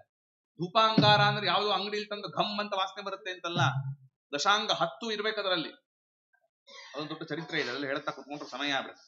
ಪ್ರತ್ಯೇಕವಾದ ಒಂದು ಮತ್ತೆ ಅಪ್ಪ ಅವರ ಚರಿತ್ರೆ ಮುಂದೆ ನೋಡೋಣ. ಅದನ್ನಿಷ್ಟು ಹೇಳ್ತಾ ಅಂತಹ ಅಪ್ಪ ಅವರ ಒಂದು ಮಹಿಮೆಯನ್ನ ಎಲ್ಲ ಅಪ್ಪ ಅವರ ಭಕ್ತರಿದ್ದೀರಿ ಈ ಸಂಘದಲ್ಲಿ, ಅದರಲ್ಲೂ ವಿಶೇಷವಾಗಿ ನಮ್ಮ ಅಪ್ಪ ಅವರ ಆರಾಧನೆಯನ್ನ, ಅಪ್ಪ ಅವರ ಪೂಜೆ ಮಾಡಿರ್ತಕ್ಕಂಥ ಪಂಚಮುಖಿ ಪ್ರಾಣದೇವರನ್ನೆಲ್ಲ ಕರೆಸಿ ಅನೇಕ ದಿನಗಳ ಕಾಲ ಇಲ್ಲಿ ಪೂಜೆ ಮಾಡಿಸಿದ್ದಾರೆ. ಒಂದ್ಸಲ ಎರಡು ಸಲ ಇಲ್ಲ, ಅನೇಕ ಬಾರಿ ಇಲ್ಲಿ ಪಂಚಮುಖಿ ಪ್ರಾಣದೇವರ ಪೂಜೆಯಾಗಿದೆ. ಅಪ್ಪ ಅವರ ಚರಿತ್ರೆಯನ್ನಂತೂ ಪ್ರತಿ ವರ್ಷ ಹೇಳಿಸ್ತಾರೆ. ನಿಜವಾಗಲೂ ಅದೊಂದು ಶ್ಲಾಘನೀಯವಾಗಿರ್ತಕ್ಕಂತಹ ಕೆಲಸ. ವಿಜಯನಗರ ಮಾಧ್ವ ಸಂಘ ಇಂತಹ ಒಂದು ವಿಶಿಷ್ಟವಾಗಿರ್ತಕ್ಕಂತಹ ಜ್ಞಾನ ಕಾರ್ಯವನ್ನು ಏನು ಮಾಡ್ತಾ ಇದೆ, ಇದರಿಂದ ಶ್ರೋತೃವರ್ಗದವರಿಗೆ ಬರೀ ಒಂದು ದಿನ ಅಂತಲ್ಲ, ಆದಷ್ಟು ಉಪನ್ಯಾಸಕ್ಕೆ ಬರತಕ್ಕಂಥ ಪರಿಪಾಠವನ್ನು ಇಟ್ಟುಕೊಳ್ಳೋದು ಬಹಳ ಒಳ್ಳೆಯದು. ಯಾಕೆ ಉಪನ್ಯಾಸದಿಂದ ಏನು ಲಾಭಗಳು ಗೊತ್ತಾ? ಒಬ್ಬ ವಿದ್ವಾಂಸ ಒಂದು ಪ್ರವಚನವನ್ನ ಮಾಡ್ತಾ ಇದ್ದಾರೆ ಅಂತಂದ್ರೆ ಅವರು ನಾನಾ ಗ್ರಂಥಗಳನ್ನು ಓದಿಕೊಂಡು ಬಂದಿರ್ತಾರಪ್ಪ. ಆ ಓದಿಕೊಂಡು ಬಂದಿದ್ದನ್ನ ಒಂದು ಮಧುವಿದ್ದಂತೆ, ಇದು ಜೇನುತುಪ್ಪ, ಅದೇನು ಮಾಡುತ್ತೆ, ಎಲ್ಲಾ ಹೂಗಳಲ್ಲಿರ್ತಕ್ಕಂತಹ ಆ ರಸವನ್ನ ತೆಗೆದುಕೊಂಡು ಬಂದು ಏಕತ್ರದಲ್ಲಿ ಸೇರಿಸುತ್ತಲ್ಲ. ಹಾಗೆ ಏನೋ ಒಂದು ಸಜ್ಜನರಿಗೆ ಉಪಕಾರ ಆಗಲಿ ಅನ್ನೋ ಕಾರಣಕ್ಕೋಸ್ಕರ ಒಂದು ಸಂಘ ಅಂತ, ಮಾಧ್ವ ಸಂಘ ಅಂತ ಮಾಡಿದ್ದಾರಾದ್ದರಿಂದ ಯುವಕರು ಇದನ್ನ ಇದು ಬೆಳೆಸಬೇಕು. ಇದು ಅಳಿಬಾರದು ಯಾವತ್ತೂ ಕೂಡ. ಯಾವುದು ಅಳಿಬೇಕು ಗೊತ್ತಾ? ಯಾವುದು ಕೆಟ್ಟದ್ದೋ ಅದು ಕ್ಷೀಣವಾಗಬೇಕು, ಒಳ್ಳೆಯದ್ದು ವೃದ್ಧಿ ಆಗಬೇಕು. ಮಧುರಾಜರಂತಾರ ವೈಕುಂಠ ವರ್ಣನೆಯಲ್ಲಿ ವೈಷ್ಣವರ ಸಂತತಿ ಹೆಚ್ಚಲಿ ಅಂತಾರೆ ಮಧುರಾಜ ಪ್ರಭುಗಳು. ಹಾಗೆ ಹೆಚ್ಚಬೇಕು, ಇನ್ನು ವೃದ್ಧಿ ಆಗಬೇಕು. ಅನೇಕ ಜನರು ಉಪನ್ಯಾಸಕ್ಕೆ ಬರಬೇಕು. ಅವ್ರದ್ದು ಮಾತ್ರ ಕೇಳ್ತೀವಿ, ಇವ್ರದ್ದು ಕೇಳಲ್ಲ. ಅದೆಲ್ಲ ಪುರಾಣ ಅನ್ನತಕ್ಕಂಥದ್ದೇನೋ ಅವ್ರು ಅದರಲ್ಲಿ ಮಠ ಇದೆಯಾ? ವೇದವ್ಯಾಸರು ಆ ಮಠ ಈ ಮಠ ಅಂತ.